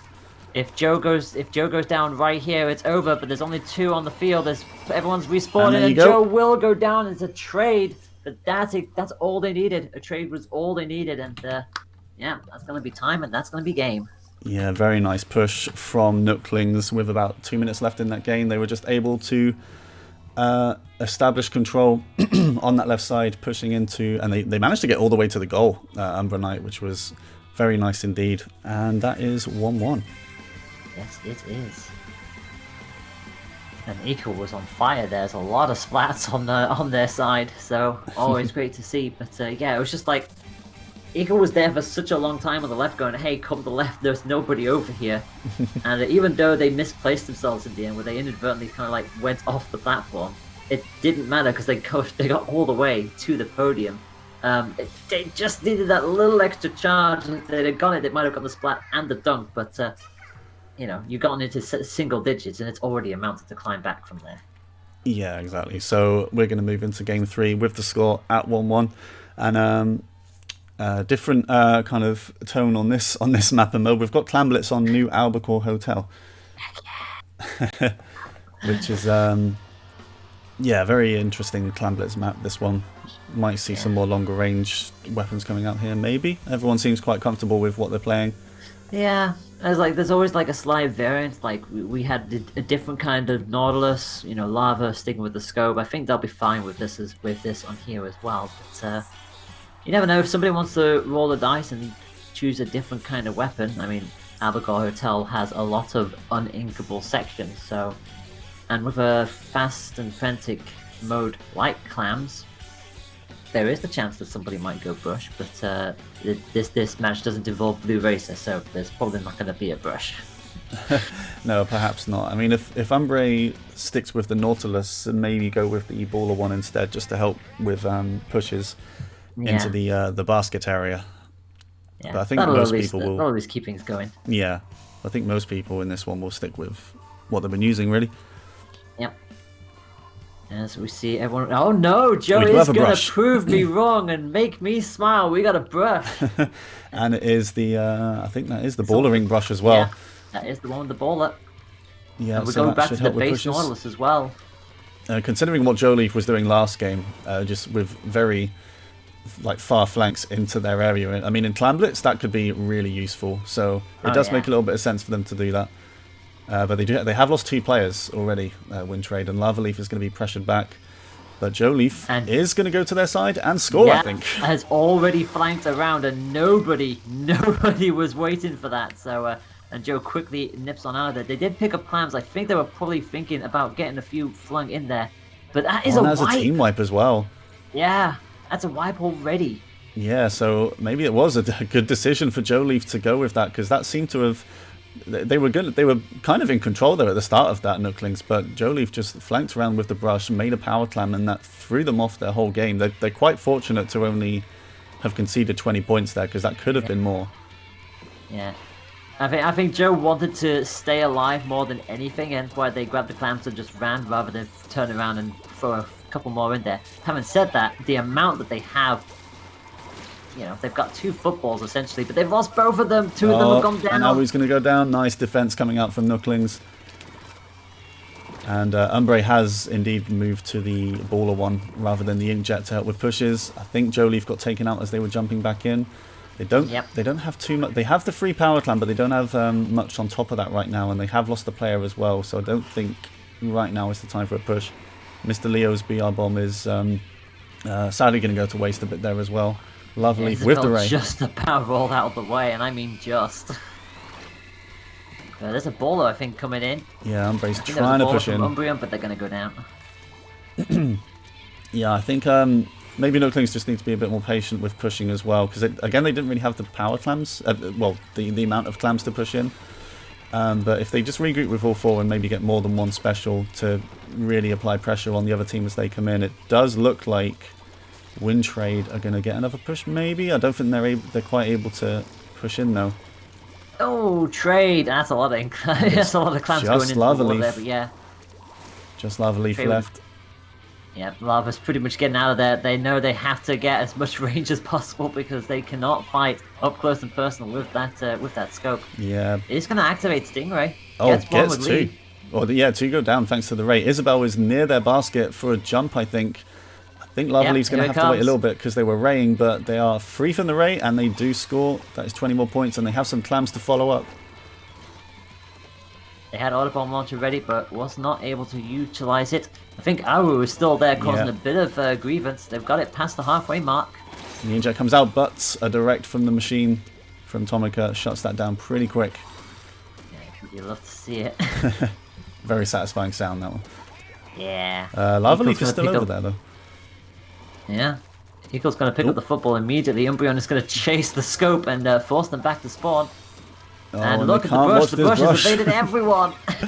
Joe Leaf again just runs in. They're going to go down, but I mean, they've opened the basket. I don't think anyone's going to be able to follow up. That is another free clan for Nooklings, but they just need to find a way to actually push the other side and get close enough to the basket. They do have armor ready to go and splashdown, so they've got 2 specials ready. The Pro, not quite there yet, nor the Nautilus, but they've got a lot of clams now. If they just get a couple of picks, they might just want to go for this. I love the fact that Joe is just literally just sitting in the ink, just waiting for them to push, because they know they could just fling this out, but they are going to get caught by the Nautilus. This should be a free hit for them. There's 2 players near the goal still. They lose 1 player. Tommy is going to go for a splashdown jump here, I think. It's not really needed.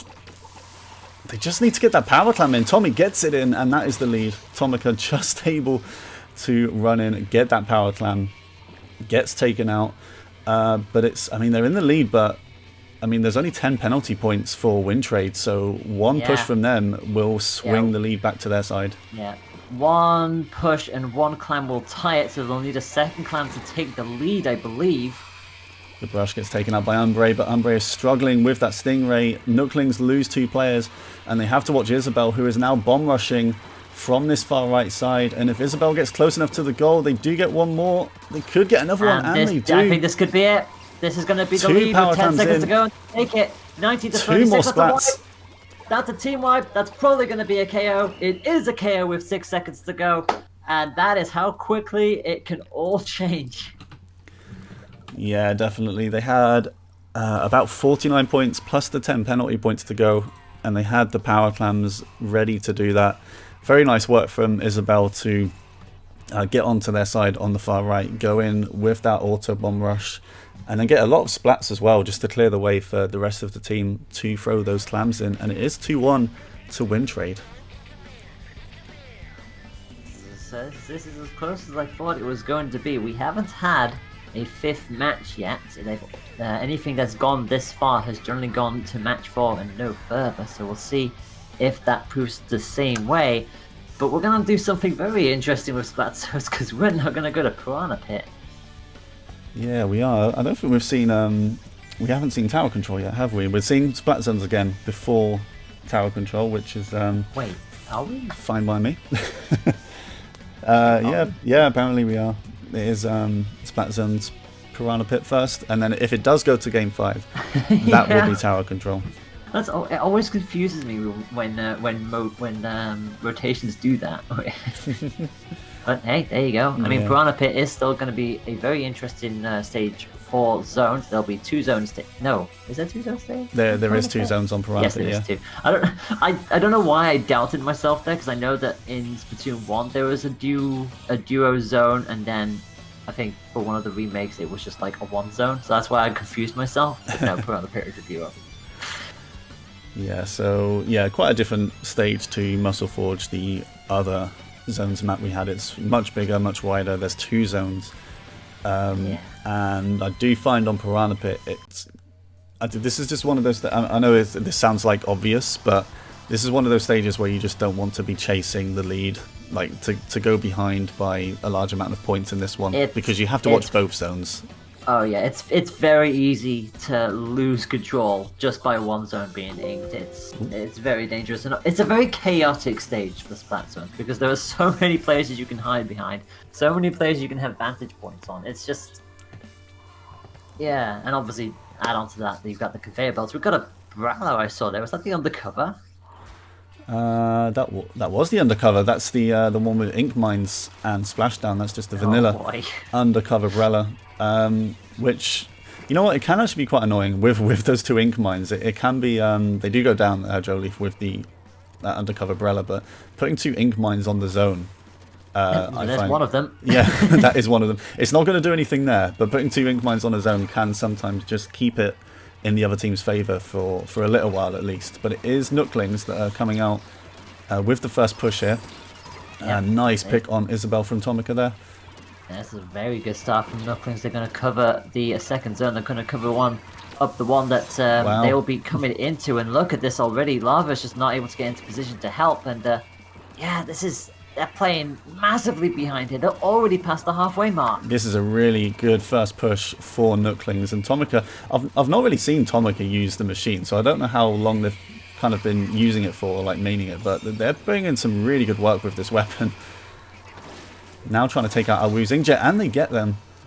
I think like Awu and Isabel are being shut down pretty nicely by Tomica in this game. And is this going to be a straight to KO? Like Isabel is trying to stop this zone, but the baller from Umbra Knight, wow, that's incredible.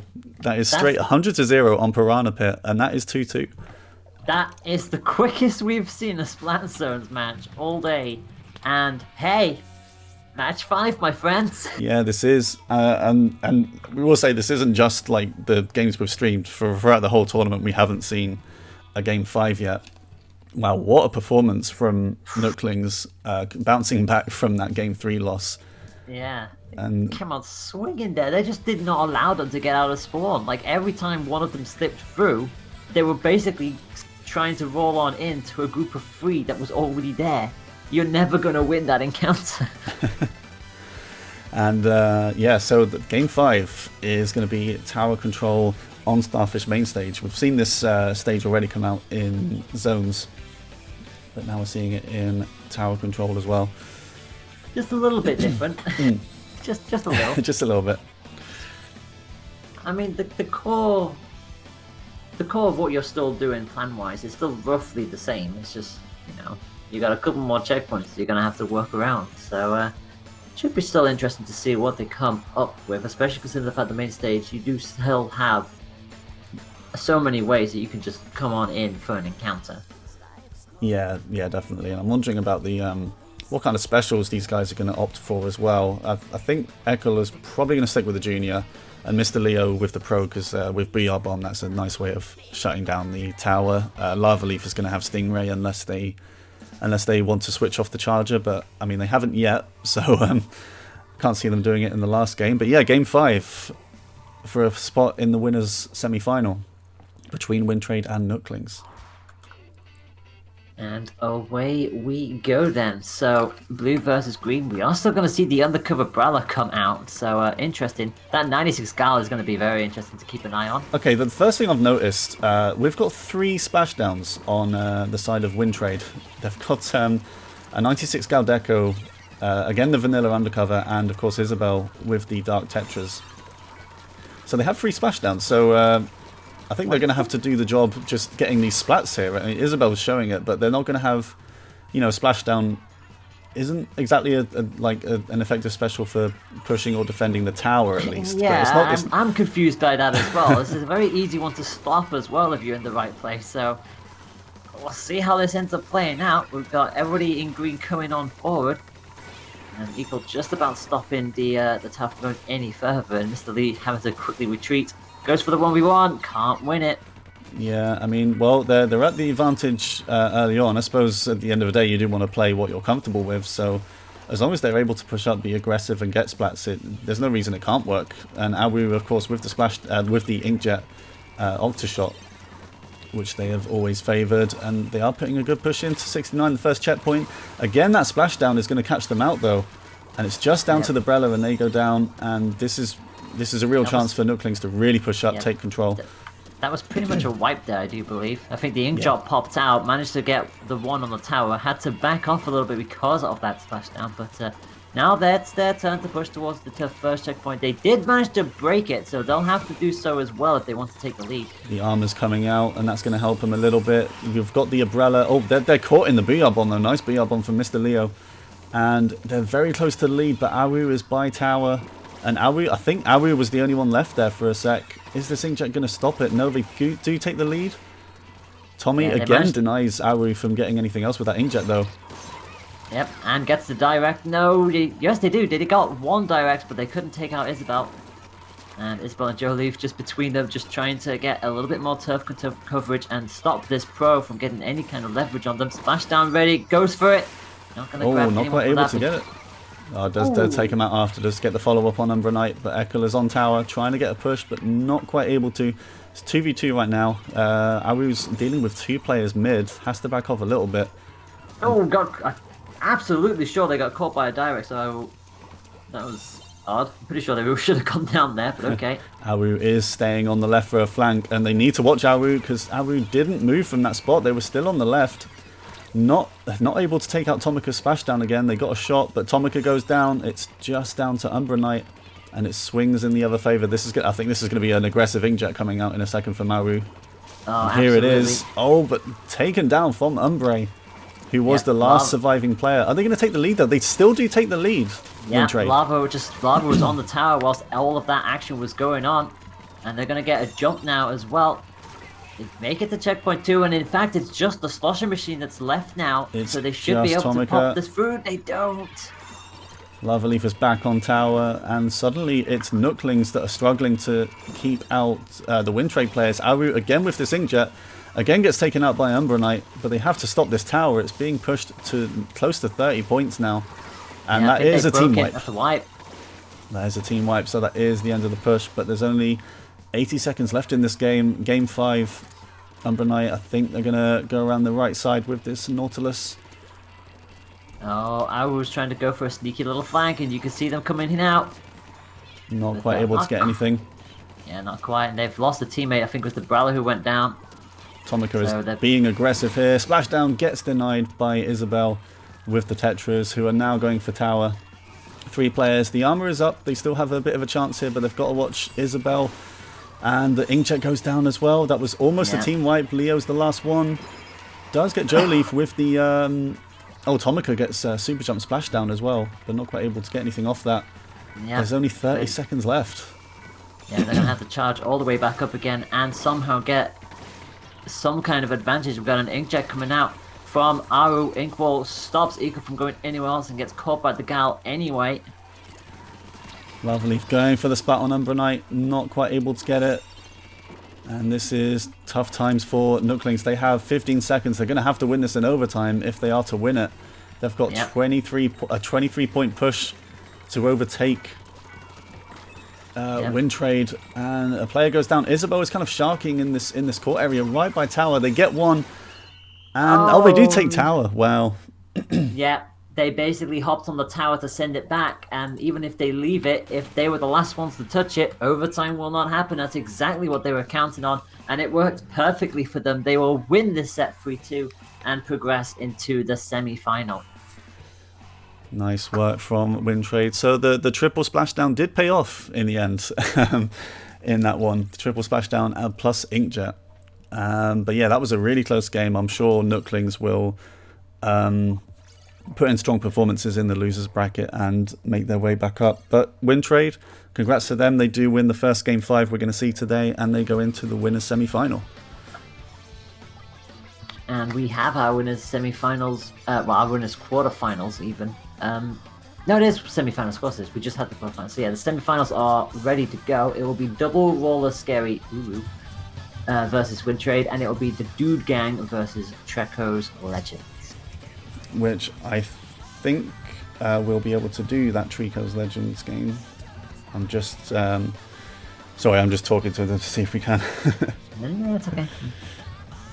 Yeah, we might have. Okay, we'll go to a little break now, but I think we'll have one of those winners semi-final matches ready for you in a very short while. So I'll see you guys soon.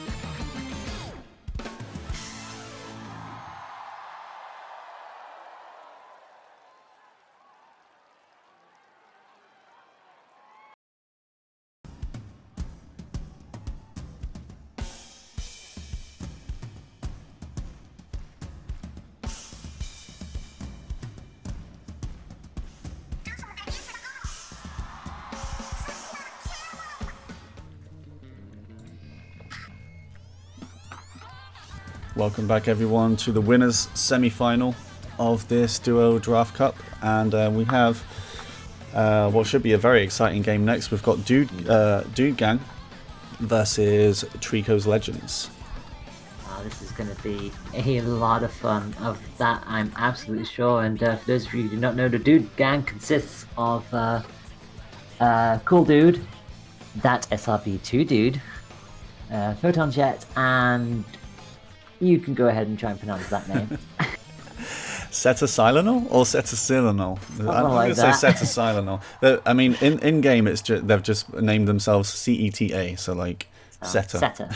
That's much better. That's much easier.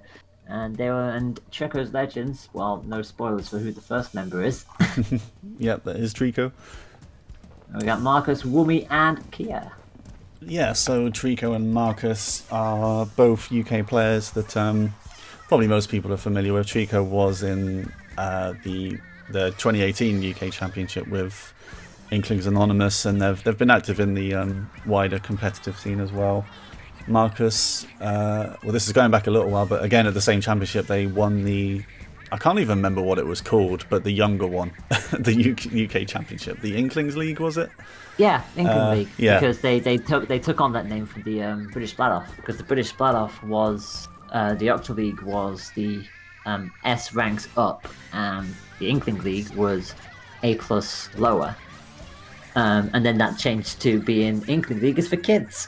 So it became the Inkling League as we know it, and the 2018 championships. Yeah.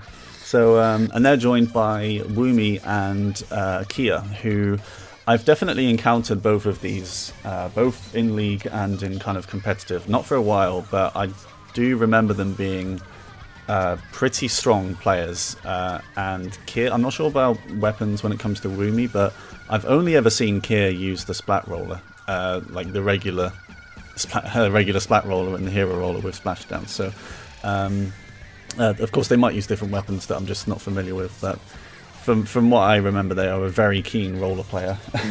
So we'll see if they stick with that one for this. Yeah, this should be a very close game. I do like that Cool Dude and Dude paired up for this. It makes me think of that meme where it's like Daniel and the Cooler Daniel, and he's just got the sunglasses on. Is that? Oh, We've got Dude, and the Cooler Dude for this team.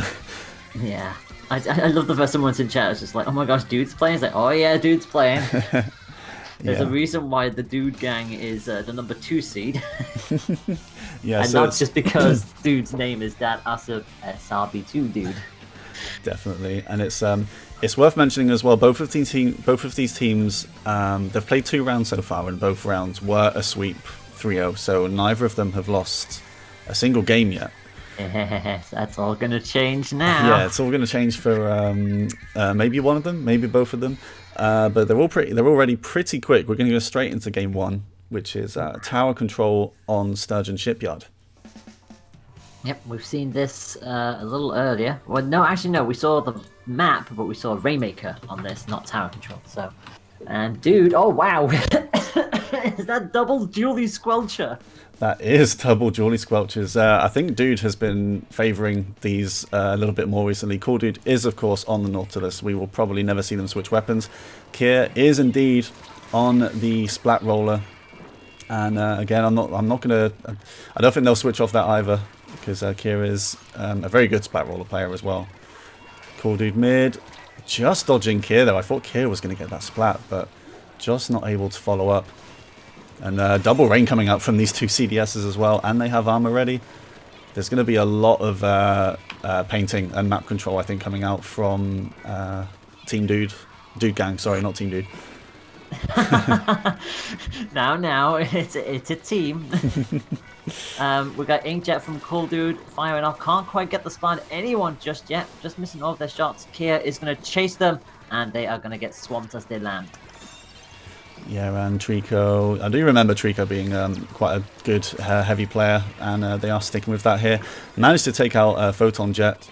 Nice pick there, and yeah, Treekos Legends are able to take the lead at the first. They're at the first checkpoint, trying to take out. Oh, nice pick on Cool Dude. Just a little bit of full damage. Yep. And Booyah takes out Sita. They should get through the checkpoint with this. They do so, and Treecko is just going to hold on to this charge as long as almost a possible. wipe. Oh, Dude gets taken out by Kier. That's pretty much a team wipe. The junior's starting to come back. But this is pretty dangerous for Dude Gang right now. Yeah, it certainly is. Treecko just being an absolute anchor, just keeping on that tower. They've passed the final checkpoint. All they need to do is just get it there. Photon goes down. This is going to be chaos, and that's over. And it is over. Game 1 didn't take too long. Treekos Legends win. Kier going aggressive with that roller at the end to deny them from defending the tower. And yeah, that's not surprising to see from them. They are as strong with that roller as I remember. Yeah, good showing from everyone on that team. Treecko got a few nice picks as they were riding tower going into the first checkpoint. So Blissey fall off, yes. Fall off damage with the heavy. Yeah, these things happen. These things happen to the best of us as we move swiftly forward. There's going to be Clamblets for our second mode, by the looks of it. And there'll be Wahoo World for our stage. Now, this one's going to be a little bit more interesting in the fact that, you know, we've got the ceiling, essentially. There's a bit of cover that you can have with this, with the turntable. But otherwise, the platform will come out now and then. Yeah, it's quite an open map, I think. It might be a little bit harder for say Kier to go in with the roller if the other team is keeping a good eye. Then Kier is going to have a few less places to hide in like kind of the open spaces that this map has. Probably not going to change what they try and do though. Yep. And junior on both sides. Match starts with the platforms already in. You can see everybody just quickly getting clams. We've got our wonderful remix from Treecko just immediately being in position. The spot cool dude first forced them back. Everyone just jostling for position at the moment. We are going to lose the Nautilus straight away. So Dude Gang started with a player down. Yeah, Cordy goes down. They lose Kier on that roller as well. Rumi sticking around this bottom area on the ring, trying to push in. They don't have too much help right now, so... Well, they do take out Photon Jet, though. And I think Woomy is going to start to push this basket. They're losing players left and right, actually. The last one, the junior, and I think they're going to go down as well. Woomy has a power clam, and this could be the first push. Yep, Woomy's going to come in, quickly rolls backwards, realize they had to take out Dude first, does so, and breaks the barrier. And again, look at all of this pressure that they're just putting them under here. That's another full clam into the basket, past the halfway mark. Booyah's going to take out Seta, almost takes out Cool Dude. And, will they take out the Splasher Jr.? No, they can't! Yeah, they are really struggling here, Dude Gang, to get rid of the other players. Kier gets a few more clams in and then gets taken out. Dude with the CDS just trying to clear the way. Armor's up again though, and they only need 6 more clams here to win. But the basket does go back up, so they are going to get a penalty timer. And Dude Gang's still cleaning up, really. Yep, 4-2 advantage, but they've got a long way back here, 100 to 18. And you already see the junior straight back in, pretty much covering turf. They've, well, pretty much almost got their football ready to go as well. Photon having to roll on out. Yeah, Dude jumped in with the power clam, but Kier was on hand to stop them. Cool Dude is just about able to take the power clam. They're going to have to back up. There's someone to their right. I'm not sure if they're aware that they're there. Yeah, it's Marcus the junior. They've got a football now as well. Dude ballering in. The push hasn't really stopped from Dude Gang. Still trying to push in. That junior, the armor from the other team meant that none of them got splatted though. And I'm not sure if they're going to get anything from that. The power clam's sitting there, but Woomy and Treecko both guarding it. Are they going to save their own power clam though? Oh, nope. Their own power clam disappears as well. Yep.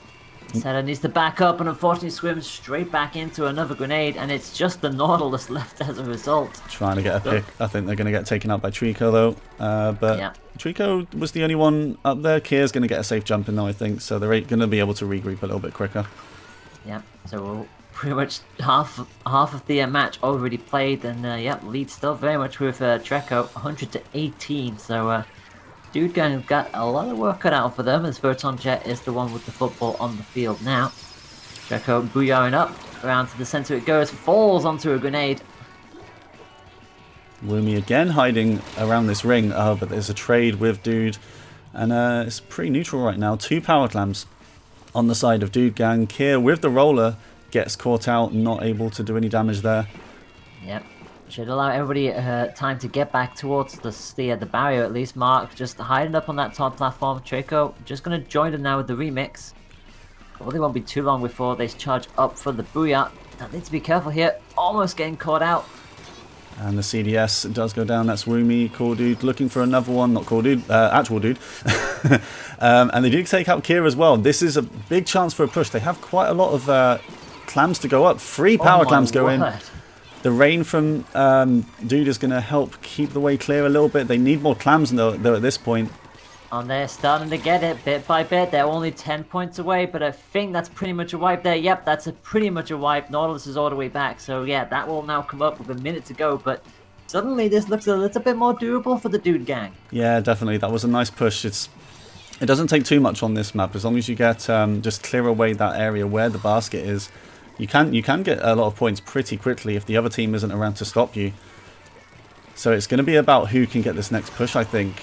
Kind of a trade there. Treecko getting Cool Dude, but getting taken out by Photon Jet, who I think is going to try and save this power clam. Just so, 30 seconds left on the clock, and you just see everybody of the Dude gang is all together here, so they're all going to try and push as one. They do stop the football, but they, whilst they have player advantage, they can't afford to get caught up by something like that. Photon Jet, catches them. Sadly, but Cool Dude has a ball already in a second, as long as they can get away from Kier.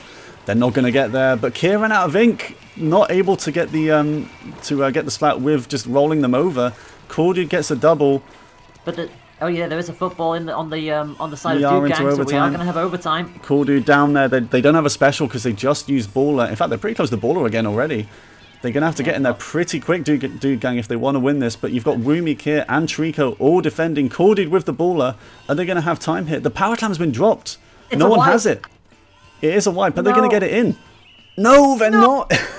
Oh my god, no! Oh, that should have been an equalizer right there and then, but unfortunately, because the power clam was left behind, oh no, it didn't break in time. Oh, what a hectic end to that game. I mean, it was only Cool Dude and that SRB2 dude left for that final push, so I'm not sure if they would have got enough points anyway, but sadly they didn't even get the chance to get that final push, and it is it's been a pretty close game so far, but it is 2-0 to Treekos Legends. They only need one more win in the next 3 to go to the winners final. Yes, they do. So a 2-0 lead. Dude gang are gonna have to do a reverse sweep as we head on back to Piranha Pit, and it's gonna be zones yet again. Oh yeah, once again we are seeing Piranha Pit on zones. I like how quickly these teams are readying up. I think they're all pretty comfortable with the weapons they're using. Yeah, they know exactly what they want to do, which is always nice to see. You gotta feel for Dude gang, though, because they knew that they would have, if they'd have at least broken the barrier, they would have still had maybe enough time to throw a clam or two in there and stall out the timer. But well, that's then. This is now, and we're gonna see. Just we're gonna still see pretty much the same kind of comp coming out here. Yeah, pretty much the same comps exactly from both teams. Cool Dude sticking with the Baller Nautilus. Kier gets taken out.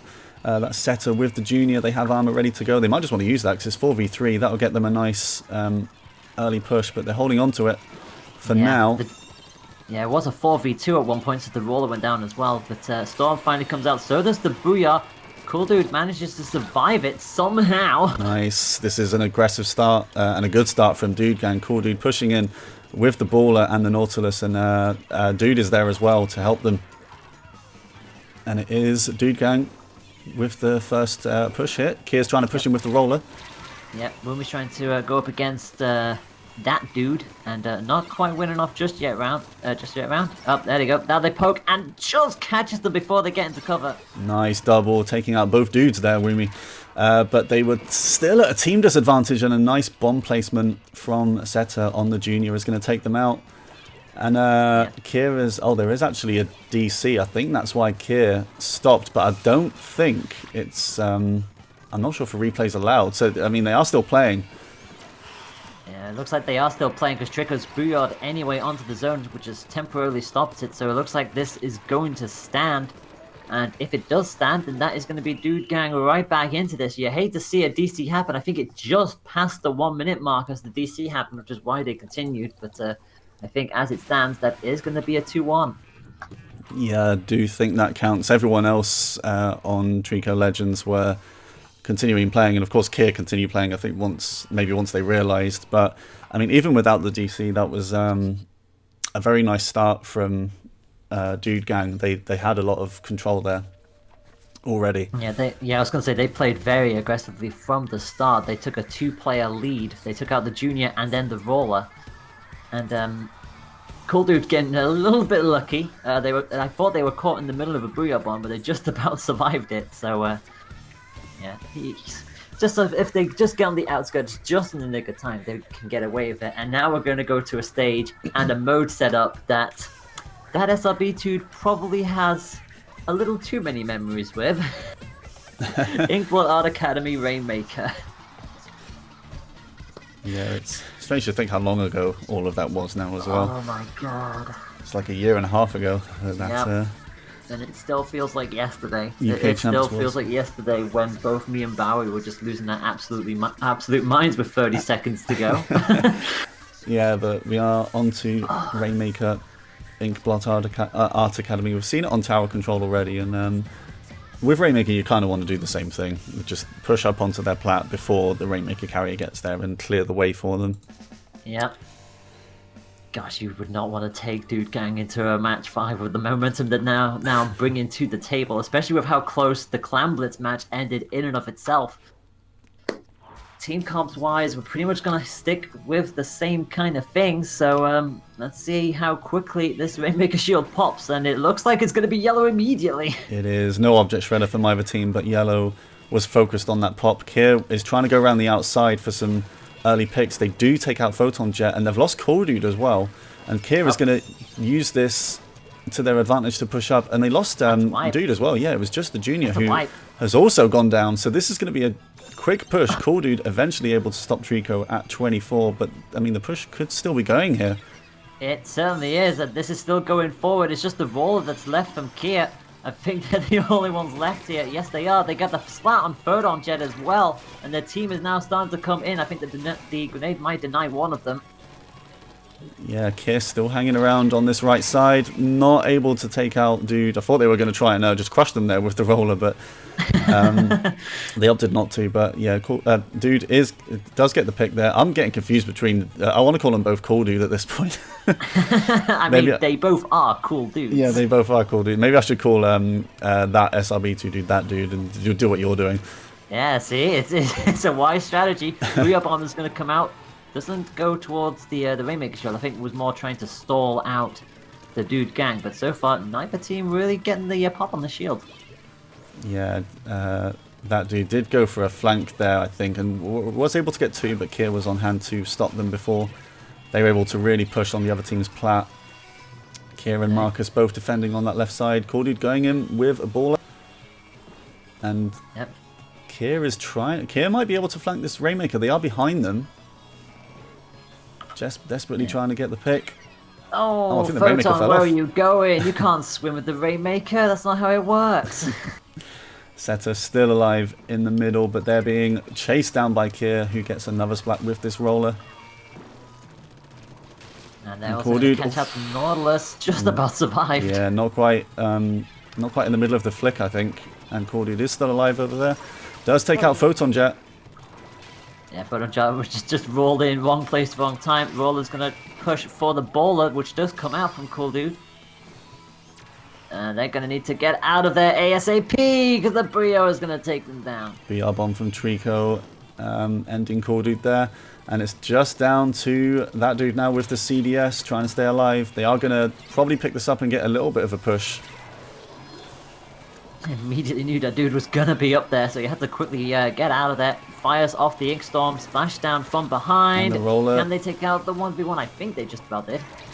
Okay, trying to force their way through the paint, but they can't do it. And Treecko is the last one, and they go down as well.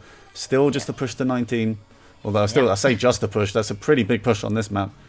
Yeah, I was going to say, it's 89 to 19 with 2 minutes to go, and well, we know on this stage that anything can and will still happen. Rainmaker has been obtained, so they'll start pushing. Well, they need to get it back towards the middle first before they can start really properly pushing. Nice pick from Cordy. They're aware that someone is over on that right side. Probably the roller. Oh no, it isn't the roller. It's Mark with the junior. They go down as well. And they need to get onto their platform, really, which is what they've not been able to do yet, Dude Gang. Struggling to push on this left side, which is the only way you can go with the Rainmaker. There's not any choice in it. Yeah, you either go up the small wall or you go up the long wall. It's as simple as that. They're both on the left.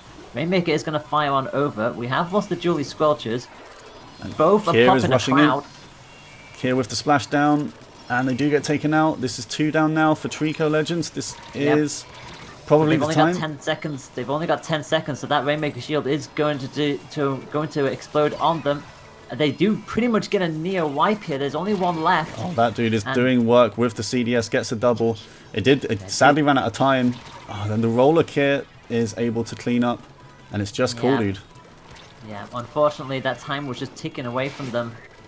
And Dude was absolutely popping off. Unfortunately, they, like you said, just running out of time. Cool Dude waited for the rest of their team to come back. At least point censored Treecko. But Rainmaker's going hard left by the looks of it. Yeah, they might be trying to just keep that there, you know. I don't think they're going to drop down. Because there is not a lot of time left. And this is a very... This would be... Oh, they do drop down. But this is still, even in this left area. They've kind of ruined themselves, though. Because that is going to reset it. It's going to go to the middle. That will be overtime, won't it? That is going to be overtime if we get there. The 15 seconds, though, it's quite a long time. I think they're going to pick it up before then anyway. Kier is waiting with the roller, with the splashdown. Oh, they picked it up and they got killed. Yeah, that is going to be it. They picked it up because Booyah and Splashdown both came out at the same time, and somebody picked it up. And unfortunately, wrong time to do so. I get why you went for it, but unfortunately, you were never going to survive that encounter. And as a result, it is going to be a 3-1 defeat on Dude Gang there. And that was a very strong game for Kier with the roller. Just the other team really struggling to deal with them in that one. And it is 3-1 winners final for Treekos Legends, and the Dude Gang go down to I think they're in top 6 at least, but they will have a couple of matches in the losers bracket to play before coming back up. Yes, they will. And we got word that Double Roller Scary Uwu has beaten Wintrade by 3 points to 0, so it's another sweep for Double Roller up there. So proving why they are the number 1 seed. So the number 1 seed will take on the number 11 seed. Which just goes to show how much of a bit of a shake-up that is going to be, and that is going to be in winners final. So whatever happens, you're guaranteed top 3 from there. Yeah, so that means that both winners semi-finals, sorry, have been completed already, because Double Roller Scary once again just winning 3-0 against Wintrade. Wintrade was the team with Aru and Isabel and Lava Leaf and Joe Leaf, and that was a pretty strong team. So Double Roller Scary have done really well so far. They haven't dropped a game. Treekos Legends are the other winners finalists. They have dropped 1 game at least, although it's worth saying they did have a DC in the in the 1 game they lost. Can't say whether they would have lost that game or not, because the other team were doing really well in that game up to that point. Oh yeah. But I think we are going to be casting that winners final as well. We are just going to take a little break, but I'm sure you'll see us again in a second. I'll see you soon, guys.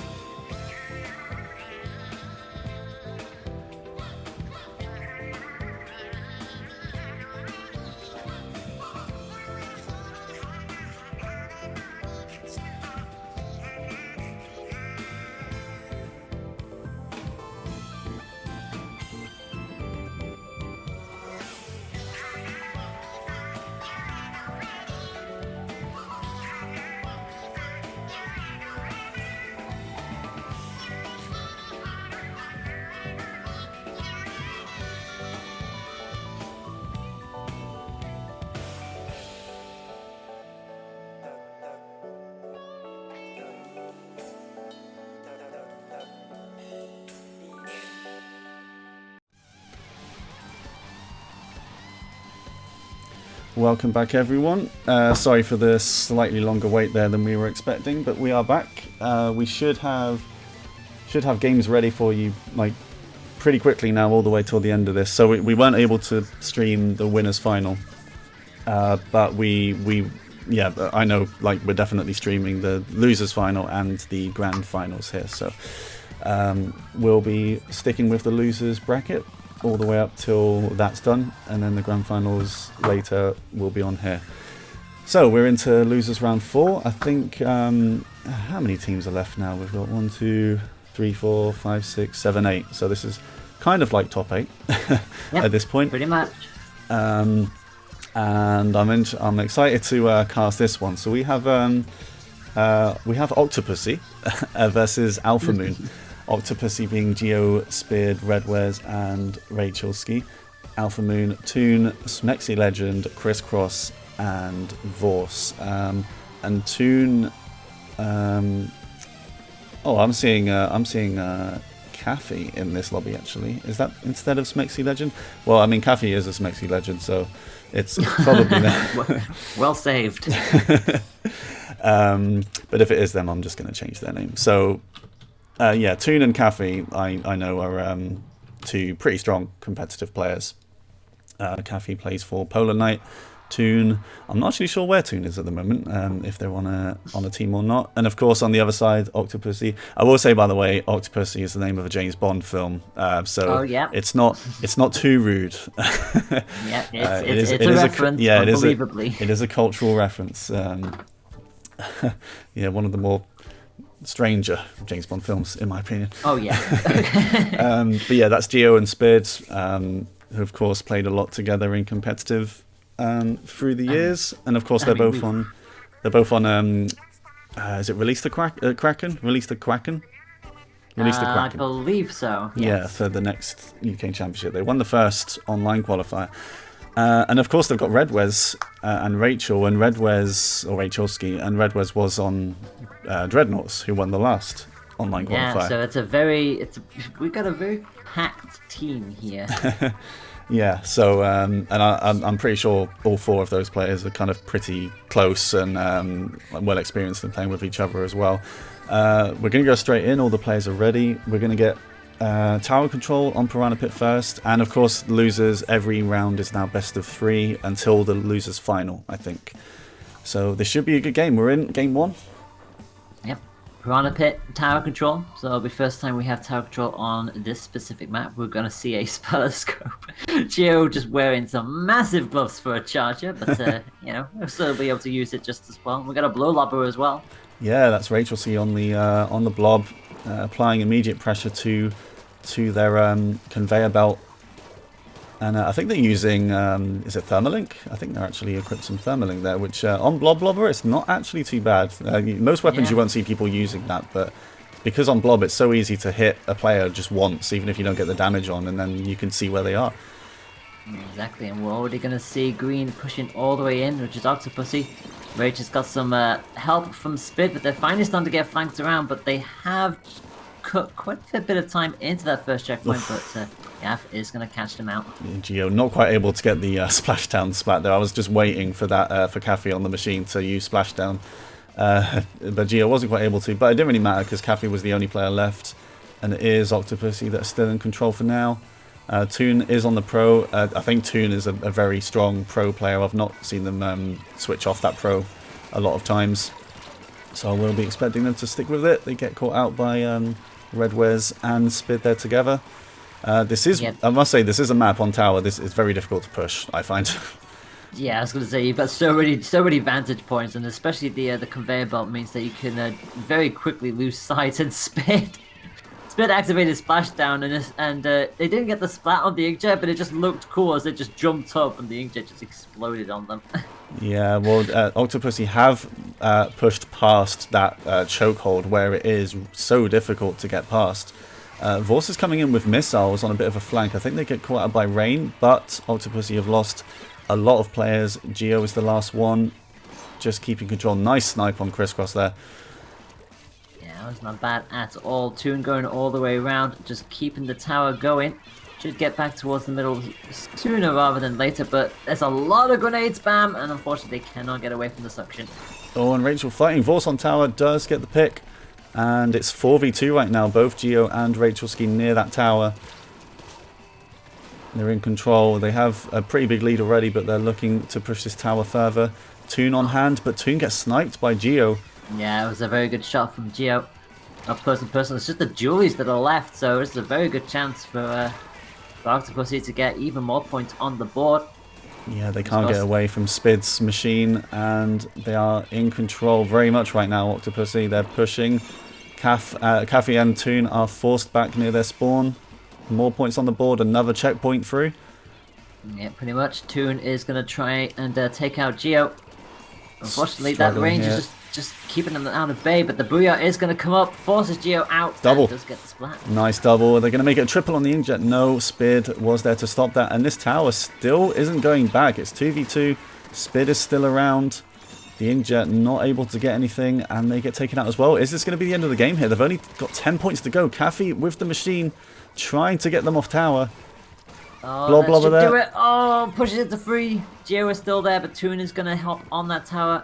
And it is finally going to start going back towards the center, but it's still got a ways to go there. Yeah, it's 90 seconds left in this game. They haven't even pushed past 100 yet, Alpha Moon. And they're just really struggling to get into this game because there's so much map control as well on. Yeah. Or Rachel does get caught out. This is a bit of a chance now. It's 4v2. Caff trying to get more picks with this machine. Nice direct on Spid. I'm not sure if Geo... Yeah, Geo did jump back, and they've got the Ray ready. Geo realised that they were in a bit of a sticky situation, jumped back. It was a good idea to do. Another 2-on-1 that is coming out in the favour of them now, so they're starting to turn this around. Yeah. Toon on the conveyor belt, just looking down. Not going to get the splat, though. I said Geo's got Ray ready, but he's not actually using the... he's using the fire fin. Oh, he's got bomb launcher. Yeah, so the bomb launcher did go out there, not quite able to do anything from it. But Alpha Moon have pushed 20 points. Caffey's trying to come around the middle. Both Spid and Redware's on the left side. Spid using that splashdown. Not able to get anyone on that, but also gets taken out as well by Toon. They're going to try and push this again with 30 seconds to go. They have player advantage. This would be a comeback and a half if they do this. It will be, but they have to have players over here near the spawn platforms to keep them from being defended against the bomb rush from Geo. Not quite able to get anyone. Toon and Vorce both doing a good job of avoiding that, and it's just Geo and Redwez for now. Redwez is pushed all the way on the far side. This is going to be the last push. Vorce gets taken off tower. They need someone on there. Toon is close by. They've still got Geo shooting at them and Spid from the other side. Spid jumps on tower, and that is game. Geo with a very clutch snipe there, managed to get it through the needle, took them out, and at that point I think the rest of the team would just kind of had a little bit of panic there with a very crucial snipe from Geo, and it turned it in their favor. And look at this splat. Red with 17, so consistent throughout the entire team. 1-0 up. Yeah, that was a nice game from everyone on Octopussy there. Caffey also doing a nice job on Alpha Moon. On the defense mainly, with 15 splats with the machine, and I think that was just the kind of the main problem for Alpha Moon in that one. It sounds pretty obvious, but if you can't get the splats on the other team and win those fights, then you're not going to be able to push too hard, especially on a map like Tower Control Piranha Pit. Yeah, it's just how it goes. So now we're going to move back to Wahoo World, back onto Clamp this. Are we going to see more last second drama like we saw in the semi-finals? Oh yeah, we did see this game in the last one, didn't we, on Clamblitz Wahoo World. Then we'll have to see if this favours Alpha Moon a little bit more. Of course, it is best of 3, so they can't afford to lose again. Octopussy just needing one more win. Yeah, there have been quite a few 2-1s down here. Not that many. I think we had 3 2-0s in the previous Underground round. So it was only Alpha Moon, ironically, that had to go a 2-1. So they'll have to do that again if they want to take out Octopussy. And the winner of this is going to take on Dude Gang. So it's a lot of work to do. Yeah, definitely. And if you're interested in the winners final as well, it is currently 2-1 to Treekos Legends. Currently playing through game 4. So yeah, pretty close game going on there. But in the meantime, losers round 4. We're into game 2 between Octopussy and Alpha Moon. Ooh, we got a Kenza Gal coming out. Yeah, they alongside that Kenza. We got 3 Kenzas, and then we got the custom jewelry. They have switched up a little bit. We've got a splash wall now from Toon, still sticking with a Booyah Bomb weapon. And I think they've got Roller now as well. I don't think Vorse was using a Roller before, but they've gone with the Kenza Roller with Bubbles. Hopefully help with pushes a little bit. Yeah, they'll definitely need it. Bubbles are always great for both offensive and defensive purposes. Yeah, you already see that laser from Gio, and Gio's going to get it on their second shot. Yeah, 2 down for Alpha Moon, and they're already ready for a push. There's only 1 player. That was pretty much a team wipe. I think we're going to see some points. Oh, Redwizz is inkjetting, but they're not going to be able to throw any of those clams in while they're inkjetting. No, they are not, but they are making it count, and Spit's going all the way around, going to try and get a flank. Gets 1 and 2 direct on Toon. Beautifully done, and it's just the Jewelry Scorchers left again. That's going to be another wipe. Yeah, this is looking bad for Alpha Moon. They kind of went round the platform on the bottom where the basket is, and they kind of left that free, and there were a lot of players just throwing clams in. I don't think they were able to clear that out too well. And they're struggling here. 4 clams. If these go in, this is going to be game. Gio is there. 1, 2. Oh, not quite able to get the last one. The basket's still open. Red gets it. That's the KO. My goodness, that was instant. No drama whatsoever. 2 key wipes, and they just couldn't get back into it. And Octopussy take it 2-0. 2-0. Very convincing from Octopussy there. And they are going to move on to what is top 6, I think. Losers round 5. Yeah, that is correct. And, I mean, they have a game already. We're probably just going to stick with this team and make it easy for everyone involved. Yeah. But we will go just to a quick break, and we'll probably see these guys against Dude Gang next. So we'll see everyone in a bit.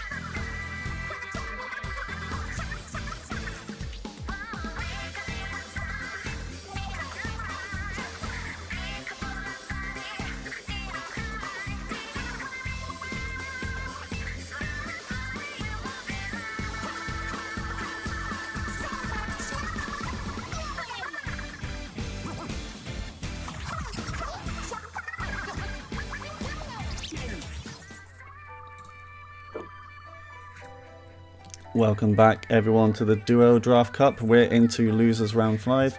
6 teams remaining in this tournament now.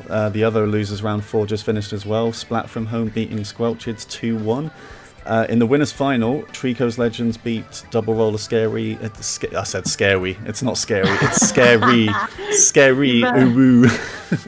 You merged scary and Uwu. Yeah, I think Uwu. that's what you tried to do. Yep, they beat them 3-1. So Treekos Legends are in the winners final. For now, we're on losers round 5. We're going to stick with. I'm not really sure what's going on with the stream overlay, but we're sticking with Octopussy, who are now playing against the Dude Gang, who we saw earlier. I think we saw them play against Treekos Legends, and that was also 3-1. There you go, the stream's fixed. Yep. This will be the last best of 3 of the stream and of the tournament as well. Since once we enter Underground semi-final, it will be best of 5s from there on out. So that is true, yeah. That pressure is still very much on. Like, losing that first point is never going to be well here. Yeah, and we're going to get into it pretty sharpish. I like both these teams. They're very sure of what weapons they want to be using. And yeah, the first game we're going to see Snapper Canal again. This time Rainmaker. Oh yeah, always good to see. We're going to see pretty much the same kind of lineup we saw from the Dude Gang before, and kind of the same kind of comp as well on the side of Octopussy as well. So Dude Gang in the orange, Octopussy in the purple, and just going to pop the shield first. It'll be the Blow Lobber. Yeah, I think they had 2 Shredders on their team, no Shredders on Dude Gang. So there is going to be a quick pop for Octopussy. No one taking that Rainmaker just yet. It's in a pretty precarious starting position on this map. Redwares is able to get it, and they've got a bit of space on this left side to push. They've lost 2 players though. Redwares at this point might just want to push as far as he can. Setter's not going to let them. Again, using this junior. Pretty much a wipe straight away. Setter chooses to go for the Rainmaker and not to use the armor, which was an interesting decision. So if they do get taken down, they'll have to charge it up right from the scratch. But they've taken the lead with that first push. Yeah, they'll lose the Nautilus. Dude is just lingering there and gets caught with the Rainmaker. They are getting a lot of points. Rachel is just trying to survive right now, to delay, and doing a good job of that. But the Rainmaker's probably going to go the other way. Able to get a few more points. They've lost players again. It's just Spid and Geo. And Cool Dude is denying them. It's just down to Geo. Geo has to get this shot, although they're coming back, and it's stopped at 1. It was the blow up. I think we got the last hit in right on the money. It's Photon Jet and Cool Dude who are there, but Photon's going to lose out, and Cool Dude having to quickly retreat. And actually going to try and play a very sneaky strategy here. This is very interesting. They've gone to do this. Will they all think that he's gone though? I think they have, but I don't think they'll get the Rainmaker in time because I think it'll reset. Oh, not quite. I saw their ink on my screen, just like coming towards where Rainmaker is, and I saw them swimming. But yeah, the Rainmaker is reset. Photon Jet using the CDS. Yeah, they haven't. I don't think anyone in this lobby has really changed weapons except for variants. Yeah. 2 CDSs on Dude Gang seems to be working out for them. There's just so much paint on this team. Yeah, Photon's going to go up and grab the Rainmaker. They are going to lose Cool Dude, and they've also lost the Junior as well by the looks of it. And it's a flank from behind, and Photon realizes they're in trouble. Nice flanking from Spid. There's a jump there as well. I'm not sure if they noticed that, but Cool Dude with the Naught. Nice. Oh, Spid. Oh. That's a little cheeky, my friend. That's good. Doing a little bit of dancing on that, and they've just about got away with that. Inkjet's going to come out, and it's their turn to do the push. The taunts are coming out. I mean, I don't think Cool Dude will care when they've pushed it to within 1. It is Octopussy with all the work to do. It's 2v2 right now. I think that SRB2 Dude is trying to go round. Nice kill again on Cool Dude by Spid. And can they clear out the top bit here to get this push in? That Dude is still behind them. But a Dude is coming on up. Geo is unguarded, but actually Dude does go down. This is a crucial chance here. Spid is still trying to climb, but I think Cool Dude will finally stop them. And Geo might be better off just lingering back a little bit here. I know time is not on their side. They've got 20 seconds on that cooldown, but I think they're just baiting out and wait for their team, and Cool Dude takes the initiative and gets the splat.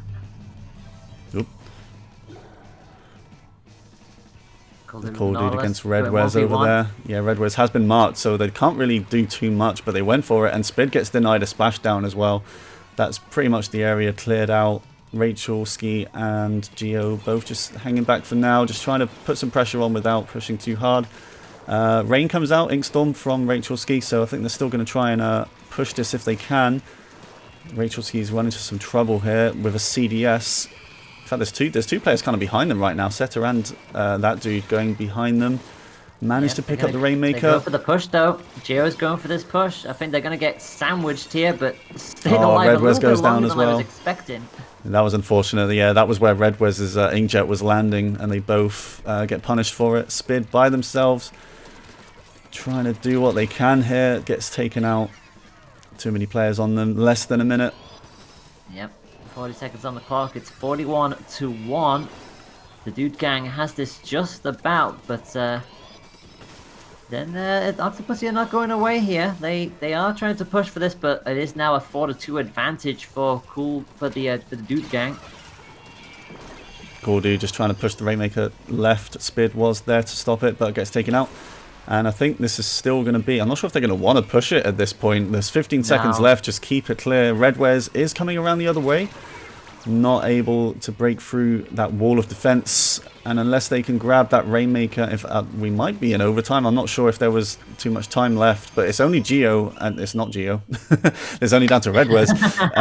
But that is going to be game. There wasn't enough time left for an overtime. And they didn't really have the players around the Rainmaker anyway to pick it up.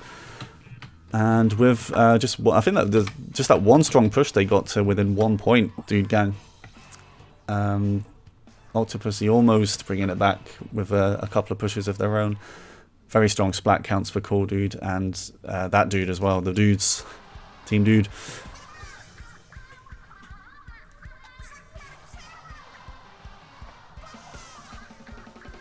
And it is 1-0 to the Dude Gang. It is a best of 3, so there's not going to be another chance for Octopussy to lose now if they want to stay in this tournament.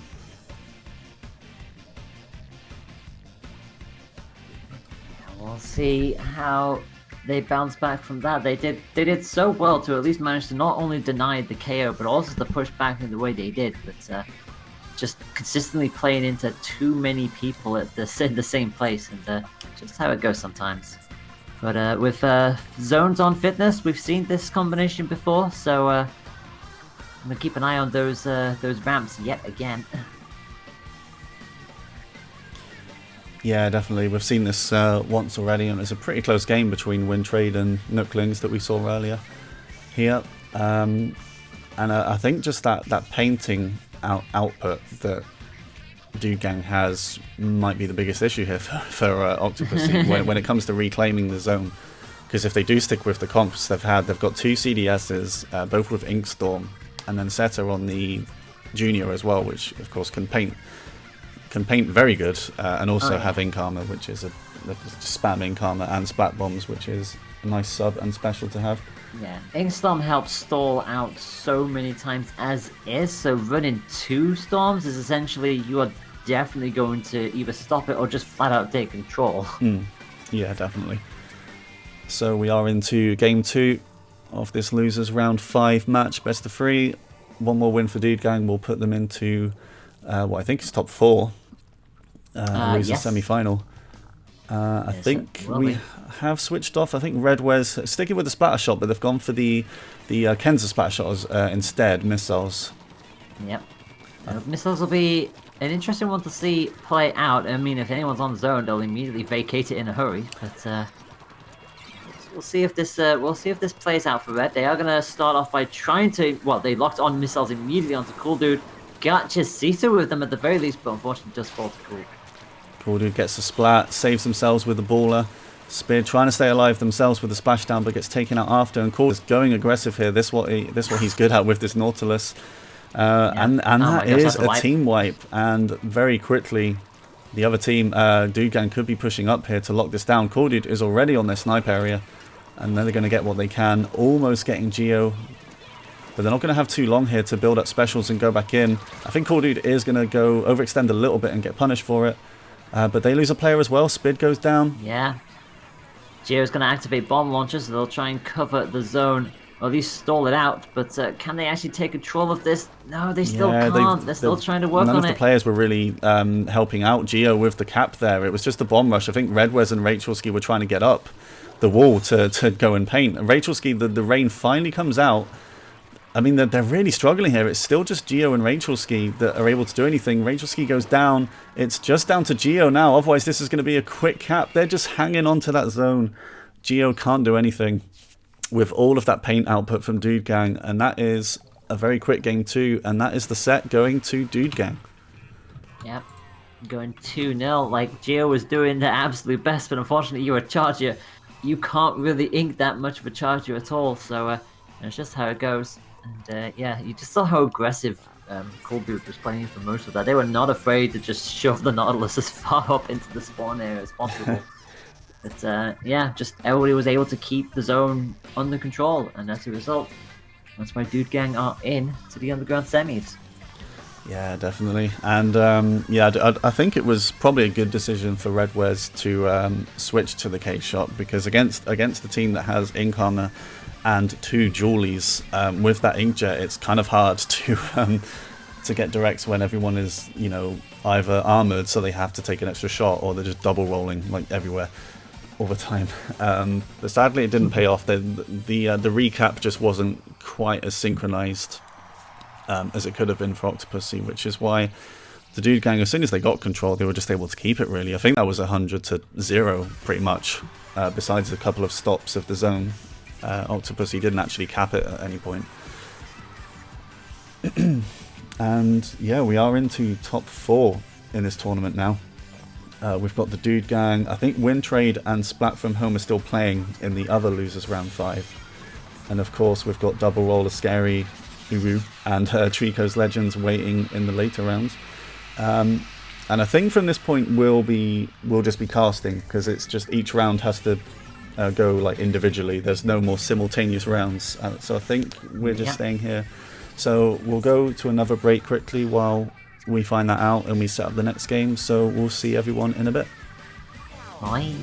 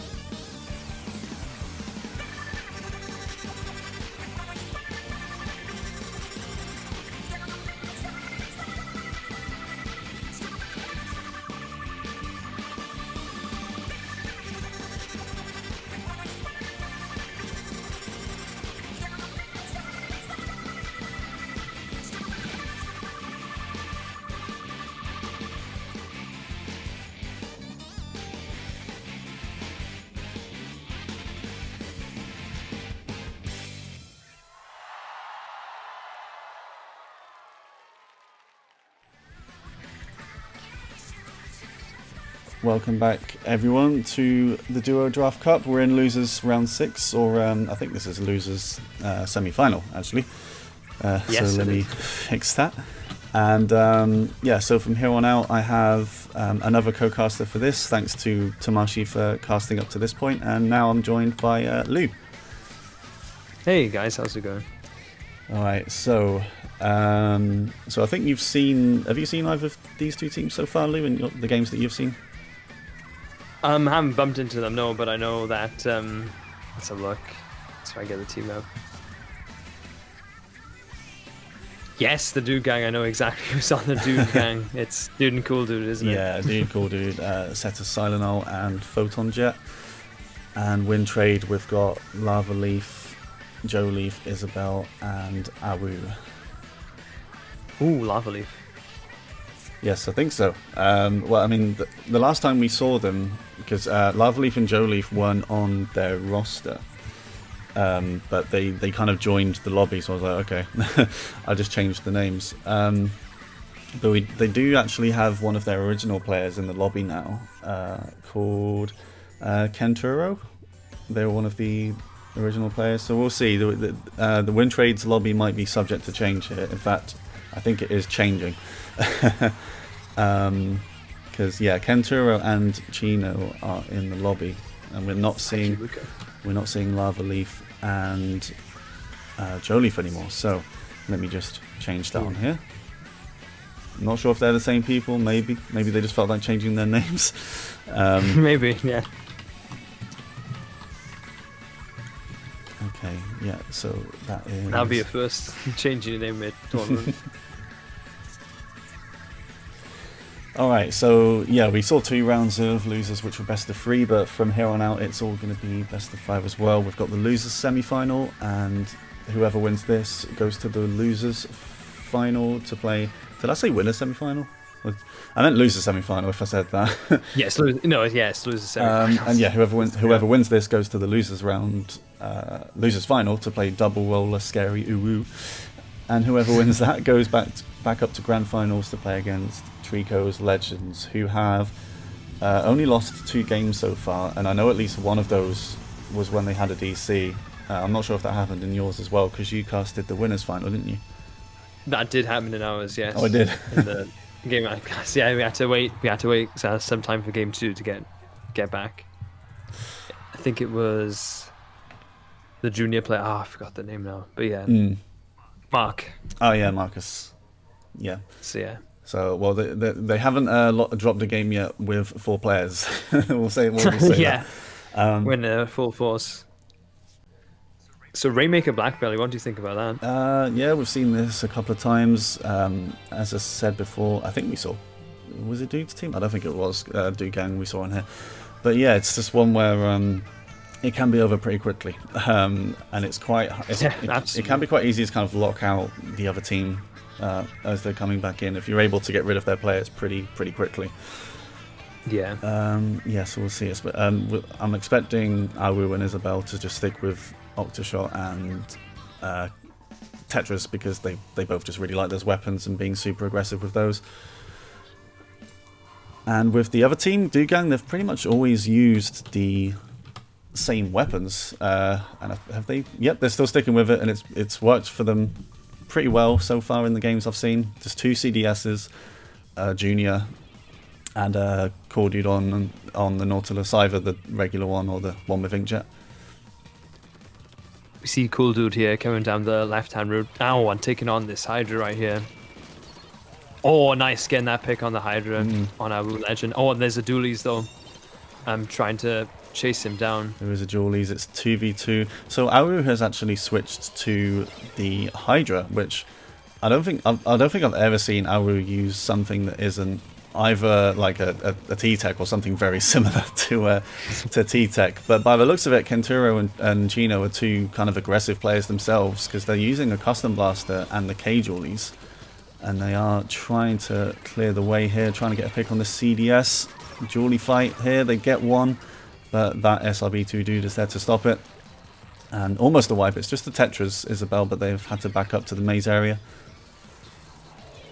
Yeah, unfortunate about that wipe there, but they there we go. That lead's lost now, but good start from Wintrade there as we see. Oh, Tetradoolie's trying to get a pick on that SRB2 dude, but not quite getting there. Kenturo now going in with the baller. There's 3 players on the other team there. They're all able to back up enough. Kenturo still pushing, just walling them out, trying to stop them from getting anywhere. They get taken out by the Rainmaker Blast, but that's a team wipe. Oh. Damn, yeah, that's big. They can just go up this. I'm surprised no one's there we go. They both kind of missed it there. Left route right here. Yeah, that slight delay in picking up the Rainmaker means they're going to have to clear the way a little bit. Chino can definitely go ahead just to take the lead, I'm sure. And they do push it to 54 before going down. And they lose 2 players in the meantime as well. Cool Dude and that SRB2 dude are probably just going to clean up. These last 2 have to retreat. And Cool Dude going straight away with that baller as well, actually. They might want to keep an eye out on the left-hand side of base. There we go.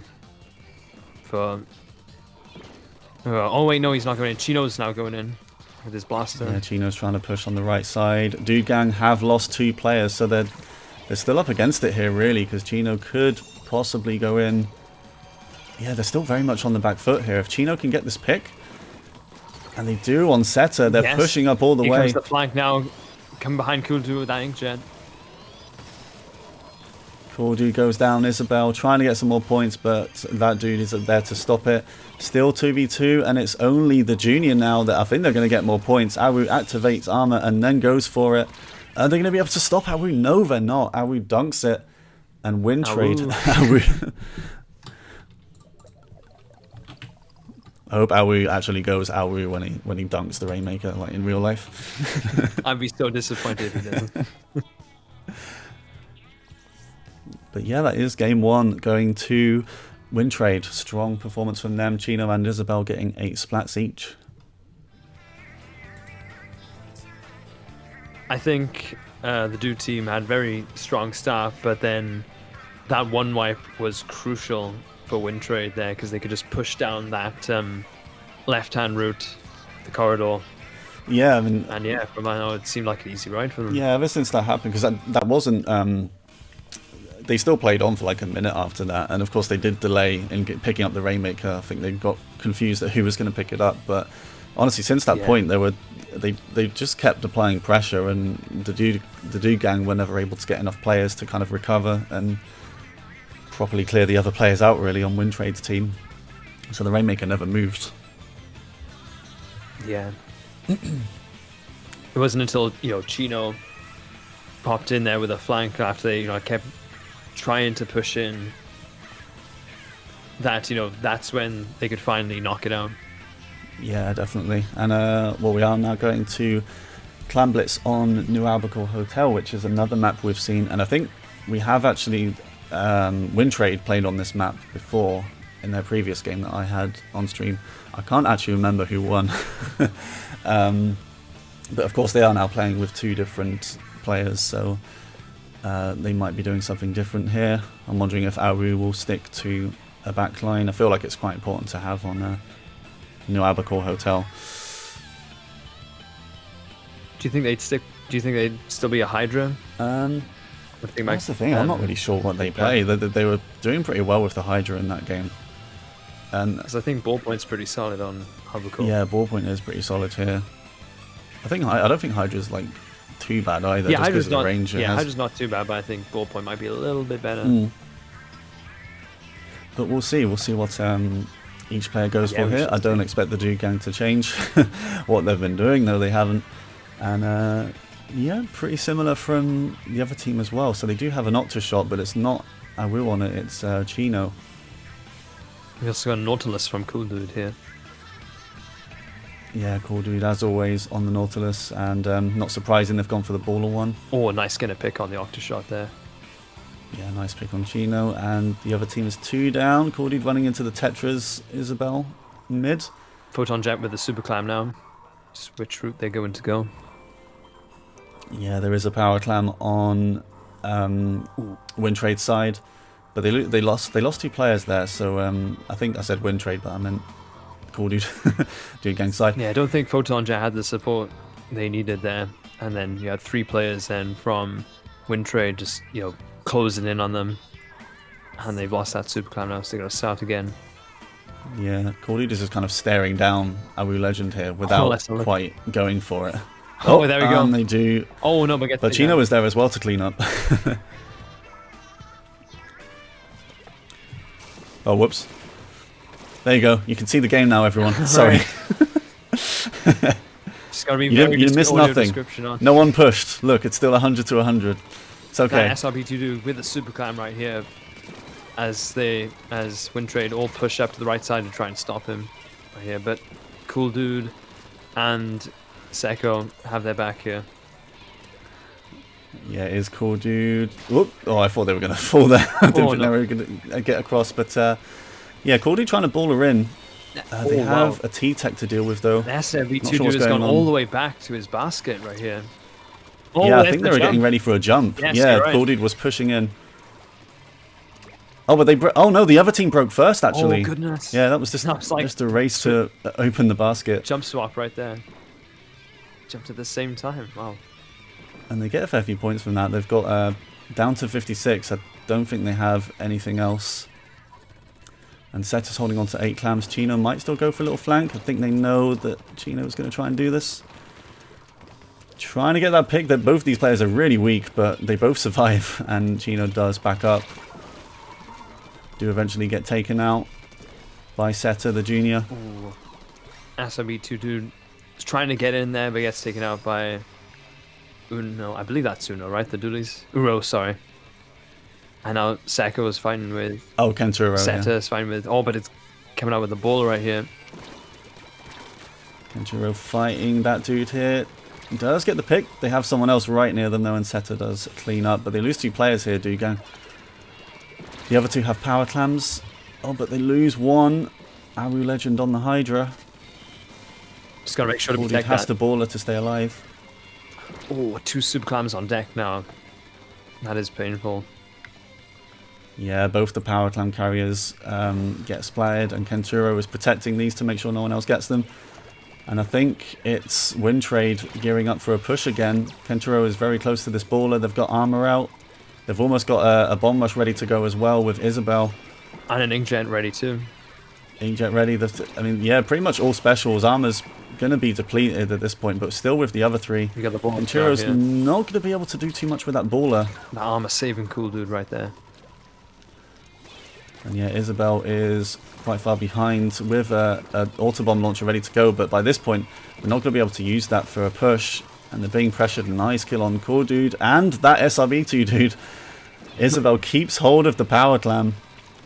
And they lose 3 players there. Dude Gang Jr. Seta's the last one alive. And they're trying to jump back. But Kentaro does get the splat. Yeah, that was good work from Isabel there to get the double. The dude double. Both 2 players I feel like getting taken out. Isabel needs the support though if they want to try and get more points on the board. So I'm not sure if you would want to at this rate because... Yeah, they're still carrying the power clam. Yeah. Still getting picks with these Tetras. You know, we both know at this point Isabel is a very strong Tetris player. Gets another one, Photon Jet. Surely this is the time. They have one player somewhere, Dude Gang. But the basket is open. Isabel goes down. No, there's no one there. Yeah, that is all they're going to get, actually. I thought they had some more players to go in with there, but it was just Isabel getting the power clam in. And because of that, they've got a pity clam now, so... Potential comeback? Maybe. Yeah, it's only 44 points. It's not too much. They've got a power clam. They have a few extra clams as well, and there's a few clams mid. If they can just get a couple of picks and go in with synchronized specials.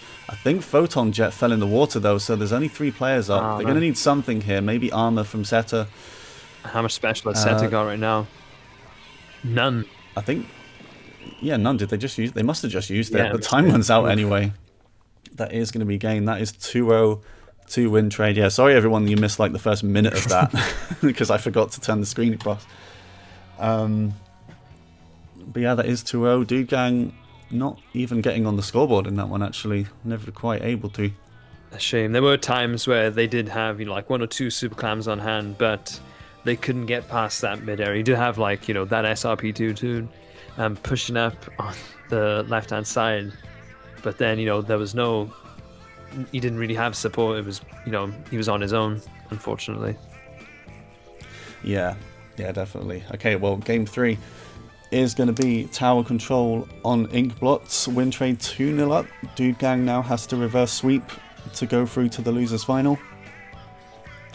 And I think we've seen this a few times already as well. Inkblots definitely turned up, and I think we've seen tower control. I think that was like one of the first games I casted today, the double roller team. Oh, double on that one. Yeah. Scary woo. Yeah. So let's see what these teams do here. That the huge kind of paint output that Dude Gang has with the 2 CDSs and the Nautilus and the Junior, not quite been working for them against this more aggressive team now than what they were before Wintrade, because they've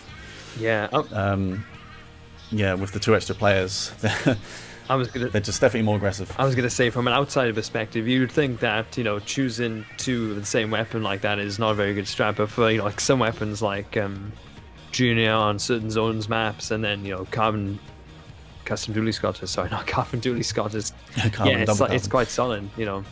It's quite a good lineup.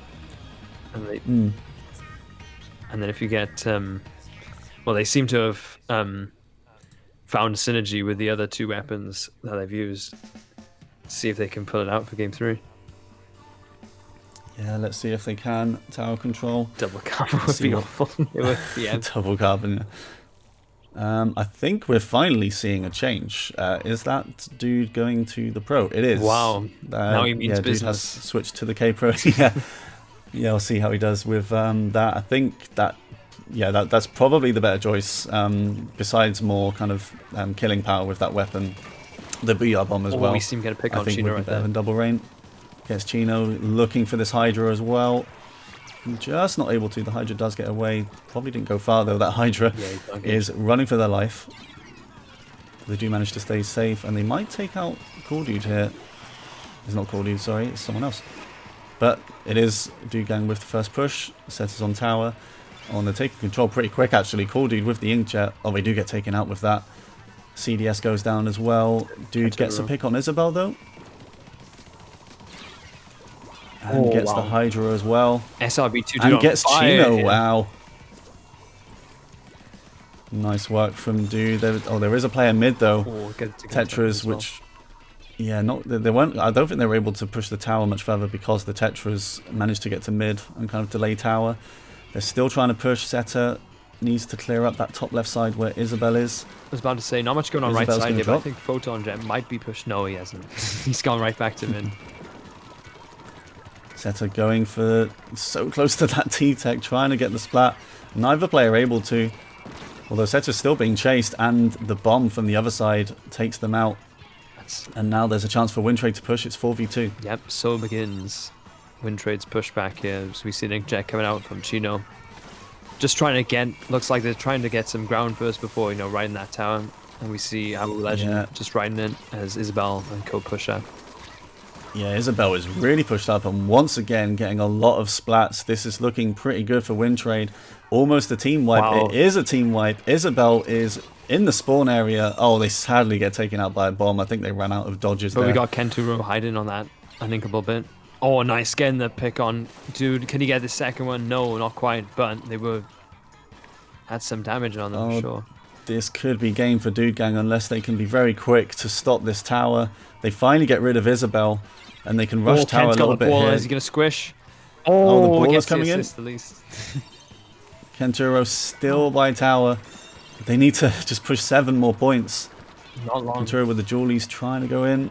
They lose 2 players again. The other team, Dude trying to stop this, but Awu is on tower, and that is it. That is a KO.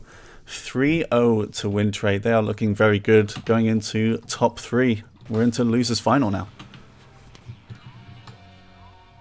Seemed like a very good start from Dude Gang, but yeah, Wintrade with a solid comeback right there. Just couldn't be stopped, that splat push. Counts. Definitely. I mean, even when the tower was like at the first checkpoint, I think Isabel and Chino were like pushing so hard on their side and getting the splats. Was that their first push that they needed as well? It was pretty much, yeah, once again, as soon as they started pushing, I think they were just staggering the Dude Gang so effectively. It was they just couldn't get back in together to stop them. Okay, so we're moving on pretty quickly to the losers final, which will be double roller scary Wu versus Wintrade, and yeah, it shouldn't be too long until we're able to get that one on. So we're gonna go to a break for a couple of minutes, and we'll see you guys in a bit.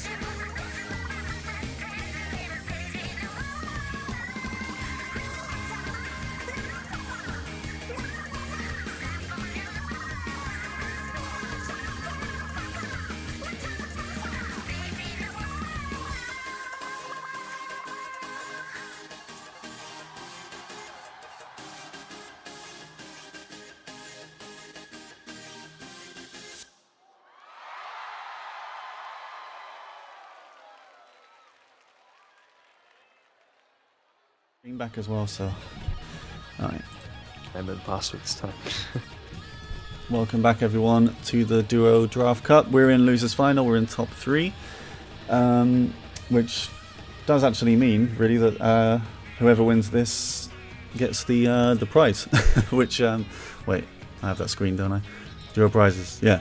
So the top 2 teams in this do win £40 eShop credit. Well, they win £10 each. Not quite £40 each, but yeah, it's still nice to the prize. So I think Treekos Legends have already guaranteed themselves that because they're in top 2 already by winning the winners bracket, and whoever gets to the grand final now will win that as well. Nice. So there is Yeah, quite a bit to play for actually with this one. So we're seeing double roller scary Uru, shortened to double roller just to make it a little bit easier to say. And yeah, Wintrade, who just won 3-0, very convincing against the Dude Gang. We did see double roller on my stream a little bit earlier. That was the second game we streamed, and it was very convincing. Phil Stan Pryor, Afrotai, and Zari making a very good team, and they do play with 2 rollers normally. I think they've always played with 2 rollers actually. Well, I was going to say in my set that I commentated, which was the winners semis. Oh, sorry, winners finals. My mistake. There were points where, surprise, they were not playing double roller. they still had didn't. 1 roller, but yeah. Okay. Actually, there was in game 3 they had 4 rollers. So I guess that was a bit of a yeah. Quadruple roller. Even. I guess that was a bit of a difference. But yeah, I think because obviously they have Zari and Pryor, who are both roller players and very good roller players as well.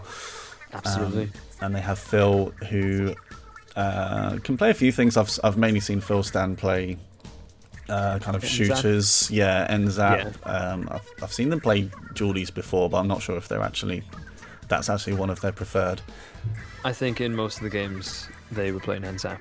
Yeah, NZAP, and of course we've got Wintrade now, who I think they've worked their way up from the losers bracket quite a bit. Oh, actually no, they got to the winners semi-final against double roller scary, and lost 3-0. So this is a rematch. Yeah, this is a rematch. I'm not sure if they were playing with Kenturo and Chino at that point, or if they were still with Lava Leaf and Joe Leaf. But either way, I'm sure this is going to be a different mentality coming out here.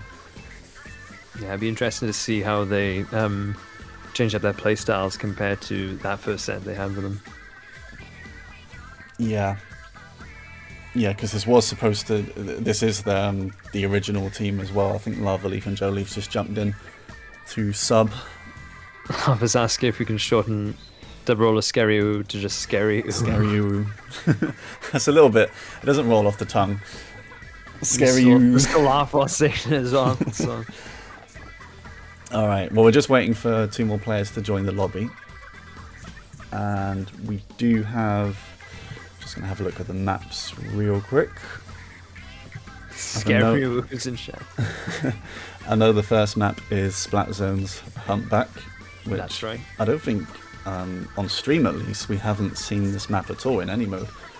So it's a lot of back and forth I find with Humpback Zones. Yeah, I do like Humpback Zones pretty much for that reason. It's Humpback Tower the opposite. It's like no, you get locked out. But anyway.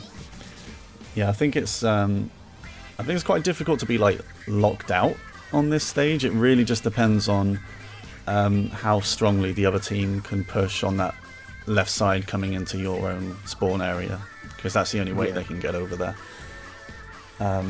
Which of course, as soon as you take zone, the other team, the pushing team, will be looking to do that, kind of gain control of that platform, because if they're able to do that effectively, that could be game over pretty quickly.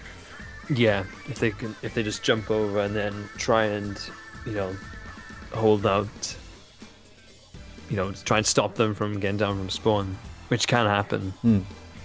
Yeah. Yeah, definitely. So I think really all the team that's trying to come back in, normally all they have to do is kind of push right and go back in on the right side. I mean, if the other team is doing it effectively, they'll have someone to watch that and make sure they can't do that. But I was going to say, usually you have someone on that right hump, bottom right hump, just watching over that right route, like you said, just to stop pushes, and then someone kind of round zone, and then 2 people that are just harassing them in base. Yeah, just pretty much pushing back. Game 2, we have, according to this, Anchovy Games on tower control. Yeah, that's one we've seen already. Yeah, I quite like that one as well. Anchovy tower control. It's, I haven't seen that yet on stream, so that'll be good. Game 3 is Climblitz Snap Canal.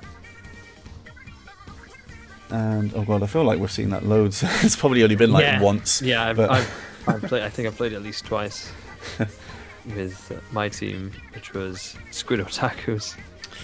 Yeah, it's a fun map. Clan Blitz. We went from snapper. Weeb team to something else, and then we decided Squid Otakus. Yeah, we all like anime. Yeah. Yeah, what I'm not sure if I like or dislike this about Snapper, but there's like 3 different directions people can carry power clams to the goal, and they're all like really different. They're not really close to each other. So it relies on the defending team. What would you say is the trickiest route, though? The sneaky route that you have to jump across, and then, you know what I mean? It's like on the far left. Yeah, that's always a risky route.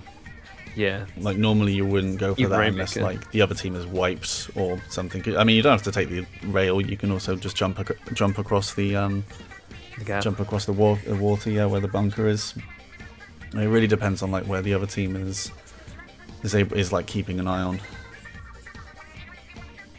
Yeah, we're still just waiting for 2 players to join the lobby before we get this. I'd like to see more teams use that bunker as like a bit of a hiding spot. I mean, if you had the super clan, it might be a bit obvious if you just hiding out by there. Yeah. But then even if you had a couple, say if you have 9 clans, that could be a really good strat to just have someone, not for like a prolonged period of time, but just have someone hide around there, and then if someone pushes up and they have a clan, they just chuck it to them, bam, go. Yeah, pretty much. And well, of course you've got to watch out for people. They might not have to push with a power clan, but they can just go in for someone else to super jump. Yeah. As well, which is probably a bigger risk, really. People doing that, and you've also got that uninkable kind of sneaky way around the outside as well onto their snipe, which people might take advantage of. And then if it goes to game 4, we have Rainmaker on Sturgeon. Rainmaker on Sturgeon, yeah, we've seen that one as well. Sturgeon Shipyard Rainmaker. There's pretty much like 2 very different directions you can take the Rainmaker on that one. Both are kind of good for their own reasons. I think the problem with taking it top left on that section is it's just like it's a massive choke point as well. I mean that can be in the pushing team's favor as well. So really just depends. You talk about that one bit after you make the first jump over. You know what I mean? Yeah, you jump across the block. Yeah, because you can have someone on. I just call it spinny bits. you got someone on the other person on the top platform, so yeah, a bit of a choke point right there. Yeah, well I guess when the spinner's down, yeah, you can go that way rather than go on the very top left, and it's a little bit more open. But I think effective pushes on that one probably depend on like having maybe one player flank round as well, while everyone's focusing on the direction where the Rainmaker is coming. If one player is just able to sneak around and get a couple of splats or something, that can clear the way up. Well, I'm not sure where these 2 players are, but we've not seen either of them appear in the lobby yet. If we do go to game 5 though, we'll be seeing Wahoo World Splat Zones. Yeah. Which is I think you tend to see more KOs on that one just because it can take a while for the other team to get back to where the zone even is, which is why team wipes, getting wiped on that stage can be pretty critical. Yeah. And a pretty intense game as well with Geo and Spid's team Octopussy. That was our last game. Oh yeah. Yeah, I can imagine. Were they using Bloblobber for that one? They had a Bloblobber and and a another fire fin. bucket, yeah. And another weapon. No. Sorry, another bucket. Oh, another bucket. Yeah, another bucket type weapon. Yeah. Spid used Sloshing Machine. Yeah, there we go. Sloshing. Sloshing Machine, Bloblobber, fire fin, and I guess Redwoods was probably using T-Tech. Yeah. He was using, I think, T-Tech all the way. Octopussy. It's a film. It's a valid reference. I was saying to the guy, I was like, guys, it's a James Bond film. It's just a James Bond film. What are you on about? It's okay. Or just octopus with an SY on the end. Well, there's one. Kenturo. Have you watched Octopussy, Lou? No, I haven't. I need to watch more Roger Moore films. Yeah, Watch Roger more Moore Roger is Moore. He's my favorite James Bond. really, he's probably my Yeah. least favorite. Oh damn! Yeah. Who's your favorite then? Um. Don't say Pierce Brosnan. Well, no, it used to be Timothy Dalton, to be honest, but now I like Daniel Craig. I like the serious ones. That's the thing. I like the dark, edgy ones. And I think Daniel Craig is probably the longest running at this point, right? Like he's been in. I don't know about years, not films. Roger Moore did like 8. Years wise, no, not films, but years wise. Yeah, quite possibly. Yeah, the meaning of Octopussy, similar to an octopus. It's octopus-like. Yeah, I used to be a huge James Bond film, so I've seen them all. Well, I've seen them all until the last. I haven't seen Spectre. Can you remember which one had the Living Daylight? Because I love that. Yeah, that's one of Timothy Dalton's. That's Is it the Living Daylights? Wow. Yeah, that's the name of the. Did you mean the song?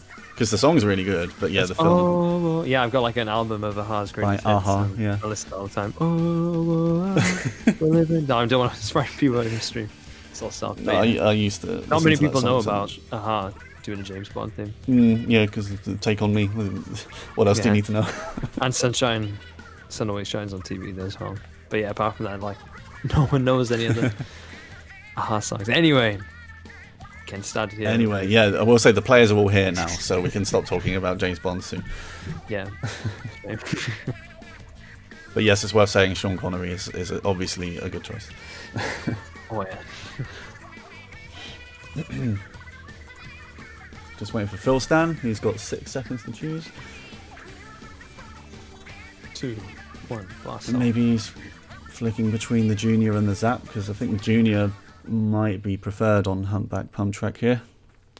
They might well be talking about strats as well. I did mention to my team that sometimes it's just a case of, having time to talk about what you're going to do and still discuss that right until the clock runs out. Yeah.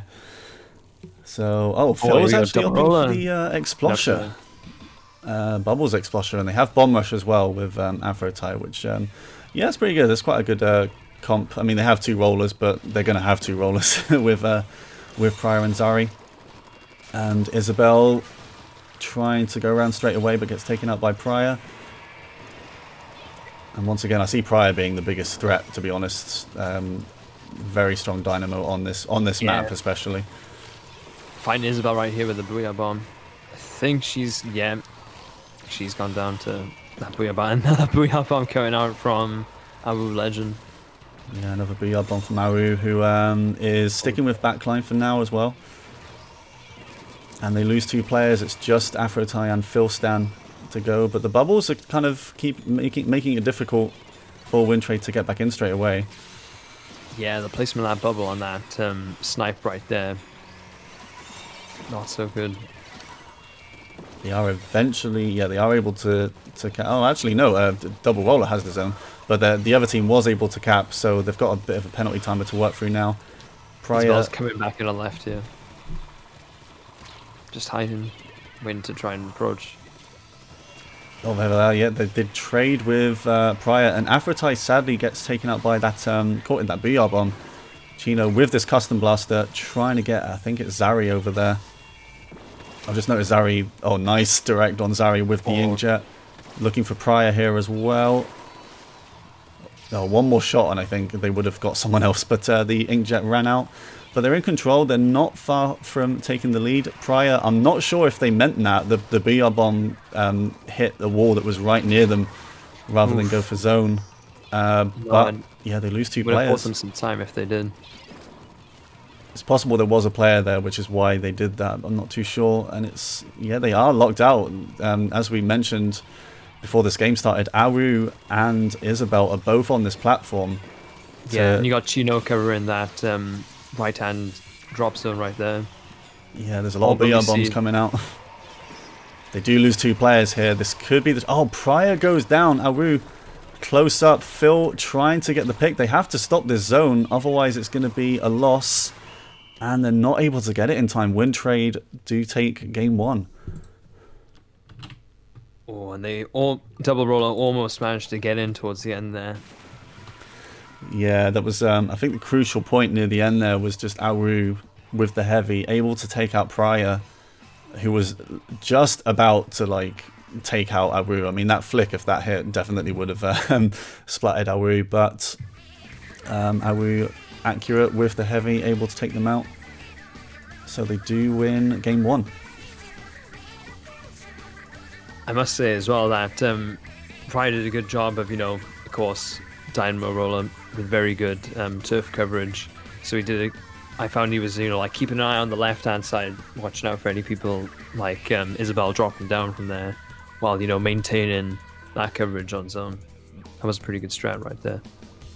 Yeah, I mean, the game was in Double Roller's favour for quite a lot, but as soon as, and pretty much again, as soon as Wintrade took control, they just didn't let it up. They've been pretty effective at locking teams down from what I've seen in this round and the last one. As soon as they find their footing in a game and they take control of the objective, they've not really been stopped. Like the other team hasn't been able to take it back at all. But I know their name is Double Roller, but the Double Roller may need to look at how they're able to come back in from being locked out, because that can be an issue for rollers in general. And against a team like this, they have actually switched to one roller now. And before I forget to do this again, almost forgot to switch the screen across. On that screen. So we see a Hydra coming out from Awu Legend again. Yeah, Zari off the Splat roller and onto the K Pro, and I think they realised that Julie's player was up there. Oh, but they lose Aphrodite. Zari in a fight, able to get the Splat. 3v2. Prior has moved to the Carbon, so Prior can be splatted, I guess, by a custom blaster. I was going to say Prior can afford to be more aggressive now with a Carbon. And he's just as deadly with that as he is with the Dynamo. So I think he tried to get up on the there you go. right plant right there and try and get up at last. Double for Prior. And they're down to one player. That is a wipe. Prior, I expect Prior to be on their side straight away. In fact, they're being quite slow to get up there. Zari's up there first. And there we go, Prior on that right plant now. Yeah. Zari gets taken out by Chino. Just, I think, overextending a little bit without the team. But they're still pushing. This is a good spot. Prior's just going to shark around tower. Needs to take out that Tetris that's right there. And they do. Oh, Chino coming in with the inkjet right there. That was crucial on Zari. Oh, and now we see Prior trying to take him on. Another one. No. Unlucky. Oh, is it going to be another one? Phil Standers get taken out by the teammate. With help from Kent.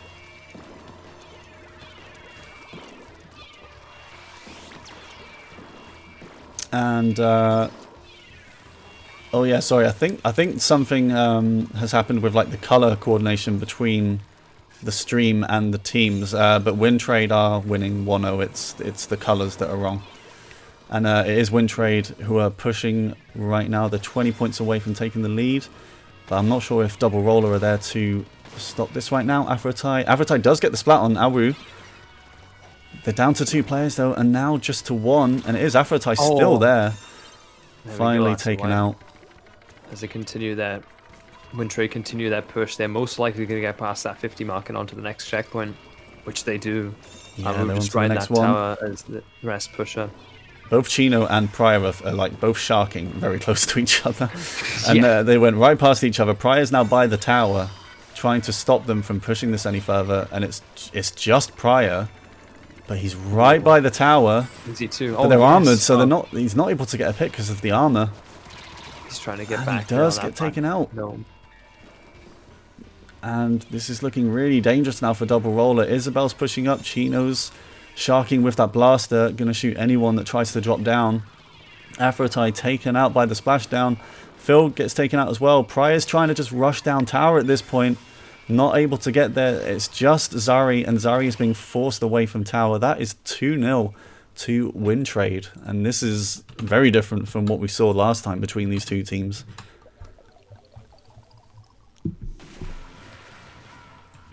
I was going to say, I was very similar results to that first game on Humpback Zones there, because Double Roller had a solid start and they got it to around the halfway mark or thereabouts, and then it seemed like as soon as Wintrade, started to push back there, started their push, they just kept going with it, and they couldn't.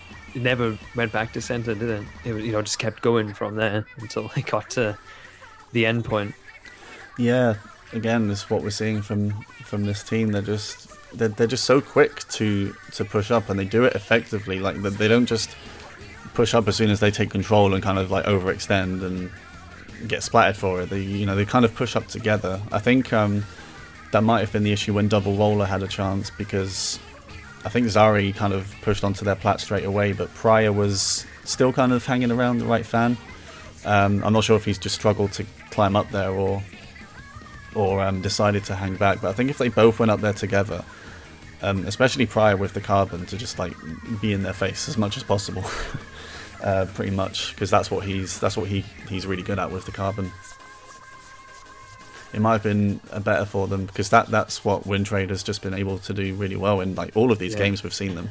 I don't Maybe think they've someone lost like yet. Ty or Phil Stan could cover Pryor as he goes in. Maybe that could help out. Yeah, I don't think there's going to be too much weapon swapping, although I think the biggest question is do Double Roller go Double Roller again? He's Pryor's having a good think about, most likely having a good think about whether he's going to go as a Dynamo or stick with Carbon. Yeah.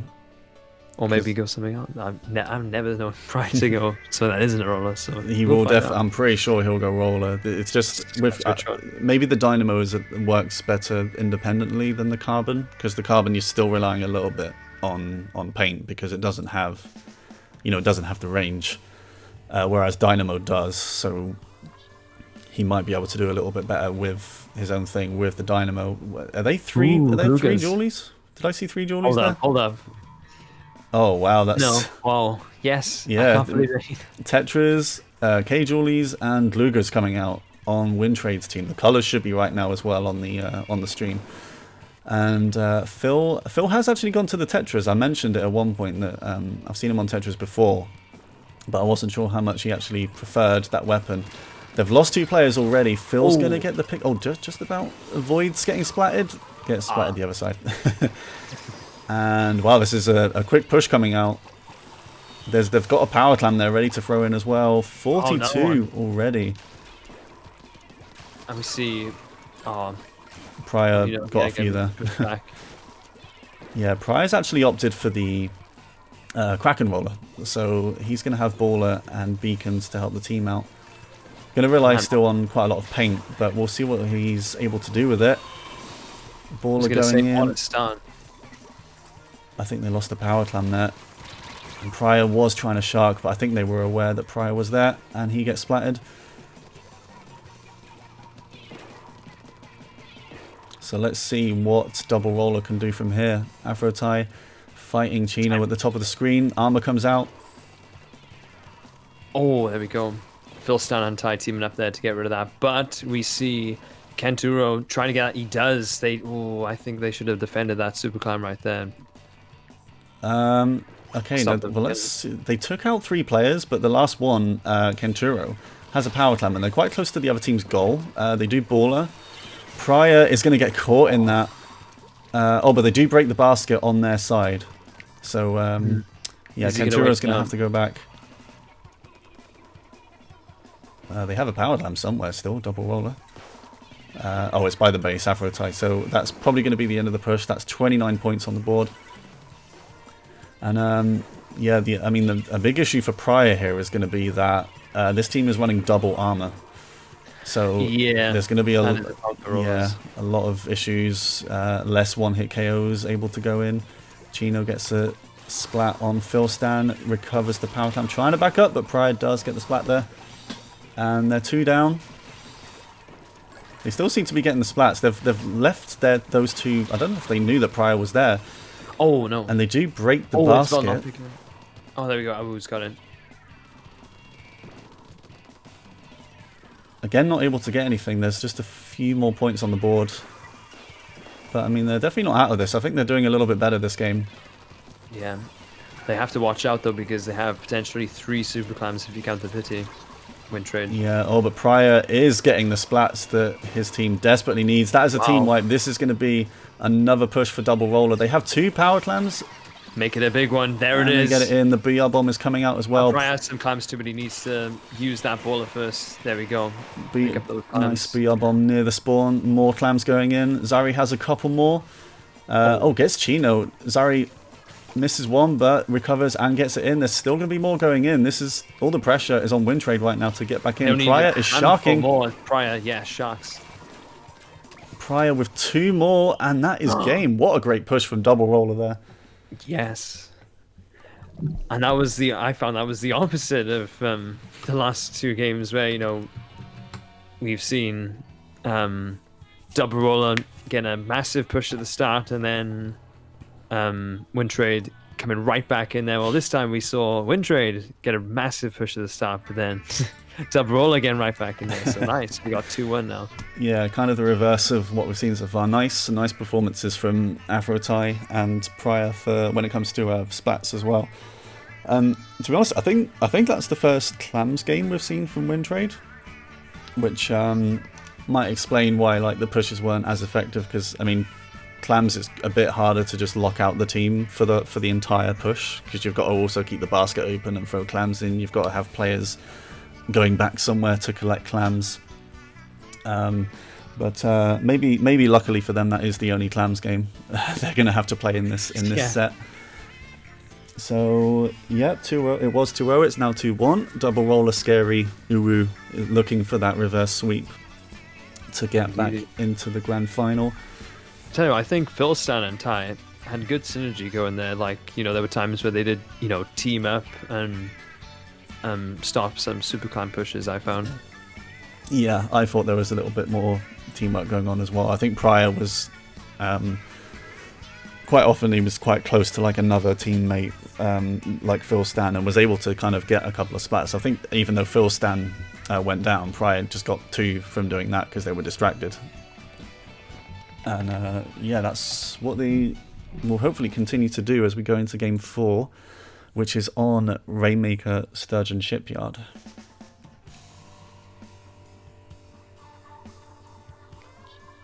Which route will they take? Which weapons will they choose? We shall see. They are sticking with... Oh, they're not going with... Oh, this is... More dualies. This is a very aggressive lineup here now. They're pretty much all front line. Aggro guy. And we do see a Sploosh 7 on the other team. That's Phil Stan opting for that. And they lose a roller already. I think it's probably Pryor that's stuck with the roller. Yes, it is. Oh, wow, this is chaos in mid. I think Kent, yep, he's going to make a path on that roof. And off we go. Isabel with the Rainmaker. Oh, man, getting the jump. But Pryor's going to try and... Oh, they're going to fall down? Yes, they do. Pryor puts on enough pressure. Oh, nice direct from Awu, though. Awu has switched back to T-Tech, which is... I'm pretty sure this is Awu's favourite weapon. Yeah, they're not running a backline. They're pretty much 4 frontline, so this is very aggressive from coming out from Wintrade. Sticking with the 3 Jewelies. They don't have any armor now, but we'll see if that's going to be an issue or not. Wonder if they're going to try and either reset it or continue with that left pass push. Yeah, Awu's just trying to... Yeah. Well, the hammer comes out from Phil on this Sploosh 7.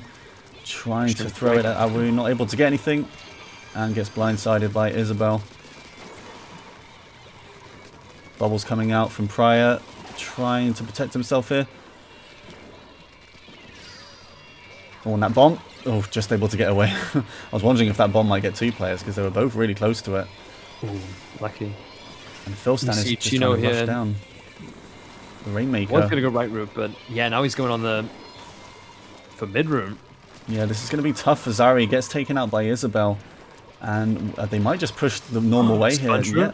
Yeah, Spongery. It's just Pryor. The Pryor is there. Oh no, Pryor comes in. Pryor does get a vital splat there, and he really wants to get this burst because for that map control, and there are players on the other team around. Pryor looking for one more on Awu, gets it. Ooh, look at Ty sharking by that sponge. She does not want him to pick up Rainmaker, and rightfully so. Only 2 players left. In fact, it's just Pryor trying to use these bubbles, just able to survive. I think he definitely would have got splatted if he didn't get those bubbles out. Wasn't able to get anything for it, but... And Pryor does eventually go down. Everyone on Wintrade is alive and ready to help with the push. Chino picks up once again. I think if Double Roller want to try and get a Rainmaker push here, they need to get some ground back. Oh, Yeah, but look, we top see left Chino and coming on the left room. Pryor is there again. Almost uncontested here. Pryor gets a double. Yeah, Pryor is always the one to stop these pushes as a roller. Just sharks somewhere where he knows they're going to go and just takes them out as soon as they get within his range. And now they're finally able to push. Pryor's got these bubbles which are going to help. Isabel goes down. Is this going to be the lead? No. Train. But Pryor is staying up, trying to take out these Julies, and if Pryor is still able to get some picks there, it might work. Awu goes down to the burst. Is this going to be it now? Pryor's still trying to push up. Isabel gets taken out. They need players ahead of the Rainmaker here. Yep, Ty needs some backup right here. And they actually here, they lost 2 players there. Suits. Yeah, I think the other team is. I think Wintrade is going to get the burst here. They have got jumps actually. Awu Legend coming on the other side. We might see a reset here. No, wait. It's so contested right now. Bit of a stalemate. Here comes in the BR bomb. Awu just surviving. There's a super jump there as well, though. Awu is able to stop it, and they lose 2 players for that.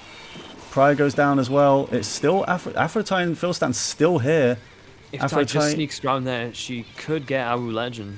But is she going to risk it? There's the Inkjet. Oh, no. Maybe not. Yeah, I don't think that's going to work. Unlucky. They weren't able to get the lead with that, and I think that's pretty much the end of the push. Pryor is still going to go for it, actually. Pryor is able to get the Rainmaker. Pryor. And how important is that going to be if Pryor can get one more here? But, I mean, it's kind of obvious where Pryor is at this point. Just looking at the other players, and they're starting to come back. Yeah, All that of is Pryor actually... getting out, and there's the reset. That is the reset. That was probably going to be a difficult position, actually, for Double Roller to pick that up. But let's see. They don't have to push it too far. There's 30 seconds. They don't have long. We see a Wu hiding up the top there. But Zari just pushing them back slightly. Oh, and I see them Wintrade trying to guard that left route. They do not want them taking that sneaky route. Zari is very close to BR. In fact, Zari has BR. They have 3 specials ready. No. Oh, the bomb.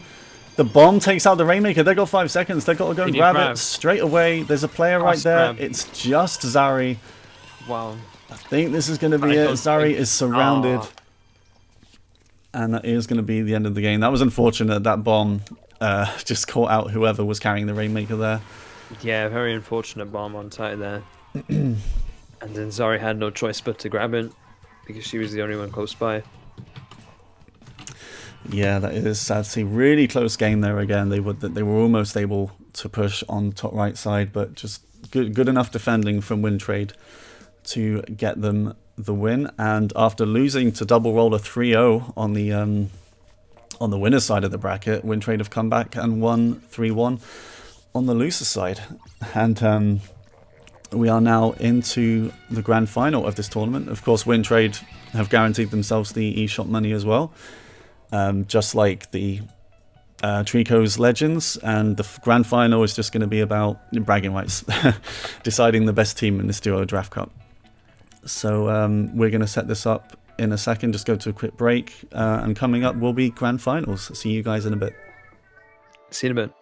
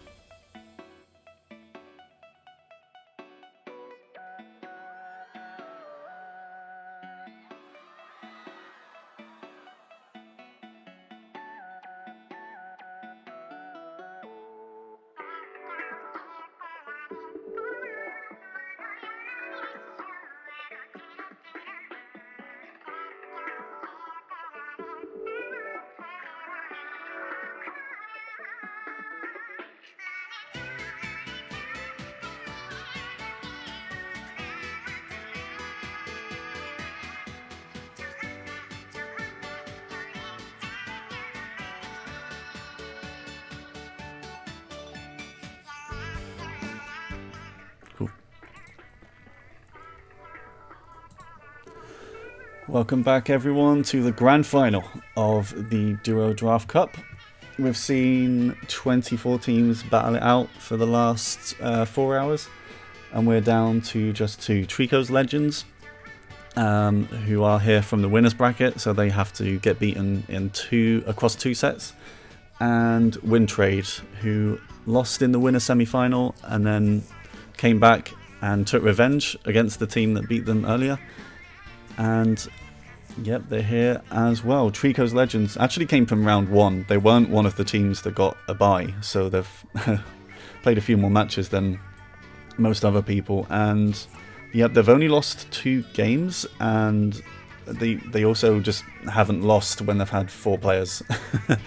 Because sadly, the 2 games that they lost was when a player had a DC. But we've definitely seen a different win trade. Later in this tournament, they've done a lot better, so it should be a good final here.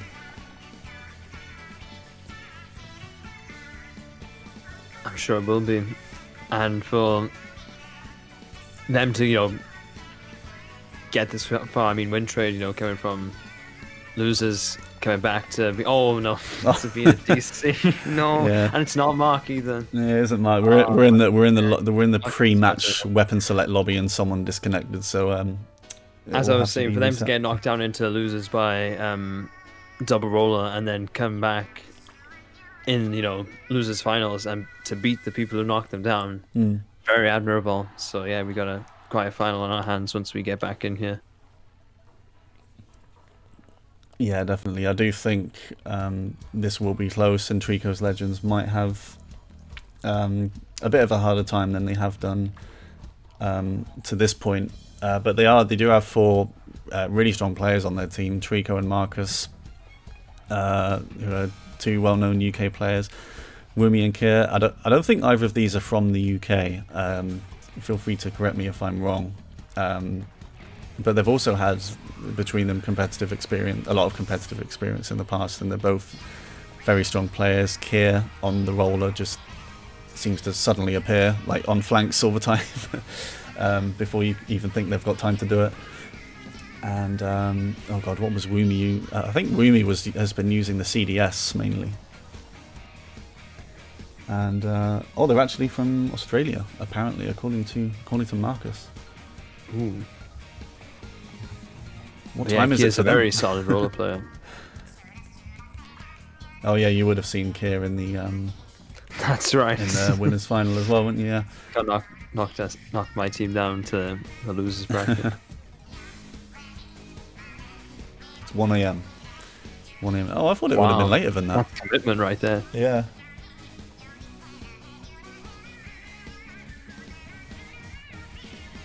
Real sleepy hours. Okay, Wumi USA, Kier SEA, apparently.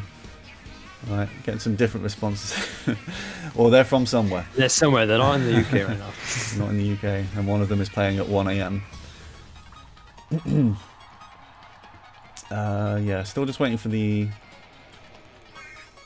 room to go back up. I'm not actually sure if I have anyone added who's playing in this game. Let me just check this real quick.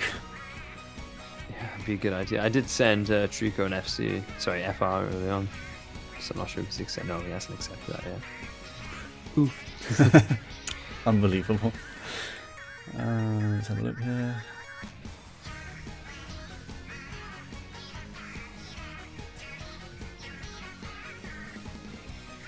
I don't know how I was able to join this last time, but yeah, I don't think I actually have any of them added. Well then, let me just go ahead. Negotiation. Yeah. Do Add that. us in, please. We need to comment it.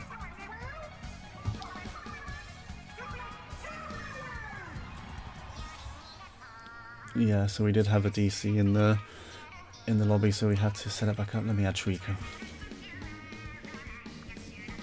And I can't send any more friend requests as well. Oh man, that's good. Time to clear friends list. Yeah, just delete all my friends. Live on stream. Clean slate. Alright, got to make a little bit of room here.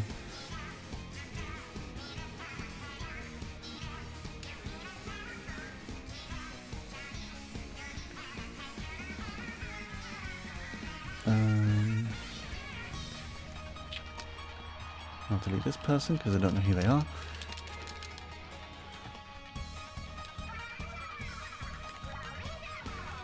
Okay, now I can add friends.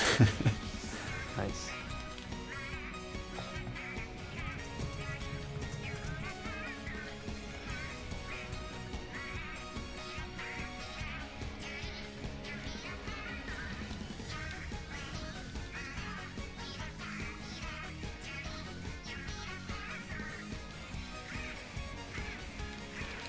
Okay, well, we'll hopefully be back in the lobby soon to restart this game. Marcus, I've added you. Please add me.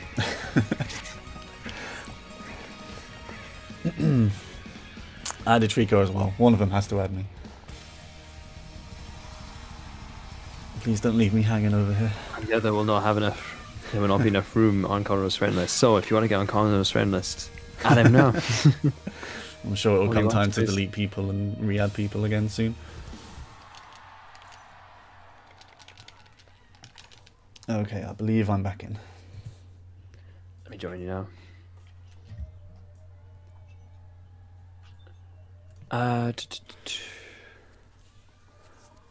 And here we are.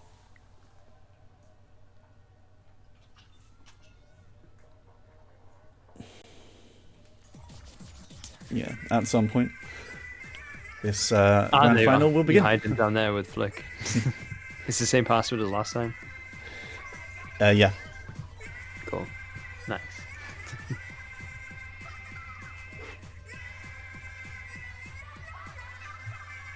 I should be joining any second. Yeah, there I go.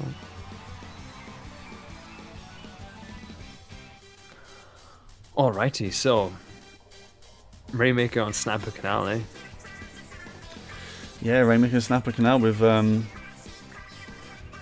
already seen it a few times in this, I think. Well, we've definitely seen Snapper Canal before. Saw it in Yeah. the last set. But Rainmaker. Yeah, Rainmaker Snapper Canal. Oh, I'm the only one that's not readied up. My apologies. Keeping us in suspense, Conro. Yeah, I don't really know what else to say about it at this point, except I'm not sure if also, sorry, I've had to like shorten a lot of these team names on the scoreboard, and Treecko Legends, Treeko's Legend, no, sorry, Treeko's Legends has been shortened to Treecko Leg. I hope that's okay with everyone. And yeah, so here we are with the grand final. And the Rainmaker shield is up. I'm not sure if the teams are going to go for the Rainmaker too soon on this, because it is on that uninkable bit. It's quite hard to pick that up and get a push going straight away. Interesting to see Wintrade continuing with that aggro set. We see Kier is fighting, I think, the Tetras over here. Mark has come to help, but they both get taken out by Isabel. Wow, nice double from Isabel with these Tetras. They've been looking really strong with these the entire tournament. And the last player able to jump out, but the push is going to go to Wintrade. Baller coming out from Chino. Oh, nice push on mid route right here. Oh, And the baller explosion. Wow, that's a nice first push. Like 16. Yeah. Very nice first push. Whoops. And but there is a team wipe the other way. So let's see how quickly Treecko Legends are able to come out. We see Kier already on this side trying to get a flank in with the roller. I think a lot on this game will just depend on how much Kier can get away with the roller, but they've done a good job so far. Wintrade at keeping Kier at bay, keeping an eye on their flanks, and almost a team wipe there, I think. Yeah, I was going to say Treecko did well to stay alive for that long there. Like, he just avoided a baller explosion and then survived for a little bit with the inkjet coming out from Treeko's team. But yeah, we're going to see a Rainmaker reset right here, and I think Treeko's team just need a little bit more ground in order to push. Yeah, they've lost two players. Kier gets denied the splashdown by Chino. I think that, Chino not able to get that ball off. That's pretty important though, because I think Chino had actually lost some health there, so the splashdown would have taken them out. There is a bit of a shaky push going on. They push it to 54. Isbal coming in there, almost getting touched by that Booyah bomb, but still living. Yeah, they lose one player, but I don't think that's going to matter because they pretty much cleaned up pretty effectively there against Treecko Legends. And the last player jumps out. Chino with the Rainmaker carry right here as Isabel tags along. But she's got Mark and Woomy to take care of first, but Rainmaker being taken out by Woomy right there. Yes, nice, nice. Another splat from Woomy. They are using the Pro now rather than the CDS. I'm not sure if they used the CDS, the Pro, in any of the previous games, but they have switched to it, which is a bit more aggressive, a bit better at killing. And of course, you've got that BR bomb as well, which is coming out. And they're going to try and clear the way. Oh, they get one with that, actually. Kenturo goes down. And there could be a push going on. This is really effective. It's just the Tetras, Isabel, and they've kind of been forced back here. The Tetra's going all the way around. Here we go. Here's the path. Here's a path. And they take the lead. There it is. There you go. Nice push from Treecko Legends. Can they finish the job? I think they're going to. They can. Mark dunks it. Wow. Nice comeback from Treecko's Legends in game 1. And they're now just 2 games away from winning this whole thing. Well, I said they needed ground. They got ground, didn't they? They went from hardly any ground to... Oh, they had like a route set up and everything. straight through mid. Yeah. Nice splat counts from, I think it was Woomy and Marcus in that one as well. 15 with the Pro. And yeah, but that was a close game. I think Isabel was just forced back a little bit too much onto an Inca board. I don't think they could like do anything about it. But they were the remaining team, and they pretty much had no choice but to go the whole way round, which left the way open for Treecko's Legends to take the lead. And then they did a nice job of following up once they'd lost the player to get the Rainmaker bust again and finish it off.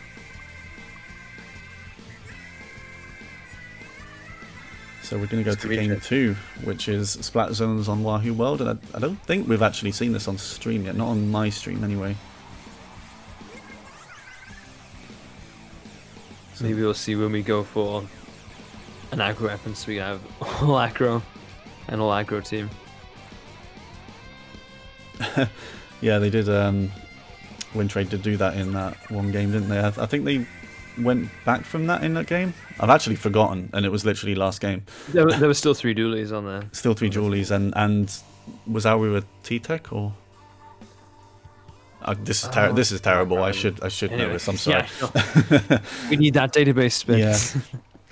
Yeah. Fear the Care. Oh, there you go. Yes, Fear the Care. Definitely. If you can't if you're not keeping an eye on Care, they will just go wild on your team. But they are, well, whether they did last game or not, they are this time. The Hydra is coming out from Awu Legend. Not quite double armor like they had last time with the Cave Lugers, but they're going to have 1 armor, which will help at least a little bit, especially against the Roller. But they've lost 2 players already. Kenturo with the Baller not going to be able to do too much. Woomi's switched back to the CDS, which is going to be a lot more painting. Oh. Nice picks from Isabel though. In there, 2 picks. And might get Mark. No. Just get away in time. Yeah, Mark's been doing. I think it's normally been Mark that we've seen jumping out, which is pretty good because Mark has been using the Junior for most of this, so they're not going to be able to take fights by themselves probably. And jumping out means that they keep their special charge. Yeah, I was going to say you got that armor, then you do not want to lose that. Yeah, which is very important. But look at this. This is all Wintrade right now. Like we've seen from them in the past, as soon as they're the ones in control, they rarely let up. And Awi was in a good spot with this very long range Hydra to keep them out. And this is a map as well where it takes a while to get back to zones. So if Treecko Legends can't fix this soon, they might be losing this game.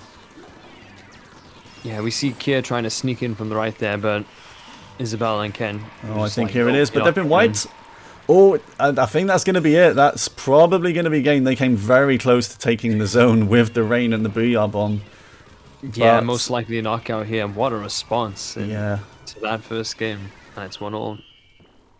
I was thinking the rain and the Booyah Bomb was going to take it because no one on Wintrade was really watching over the zone. But they were just able to fix that. And it is 1-1. Brilliant response from Wintrade after that first game. And the splat counts show it really. Very nice from Abu and Isabel.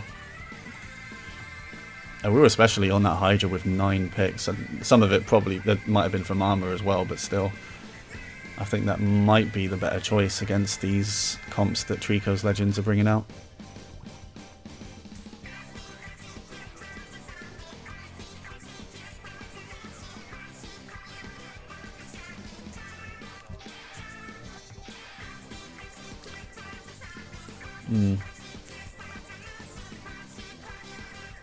Yeah, to be honest, I say Hydra is a good choice, but it really does depend on if they're able to defend themselves. If the other team gets too aggressive, and I'm not sure. We're going to tower control link block, and I'm not sure if that Hydra will stay. Maybe heavy, if they do still want a backline.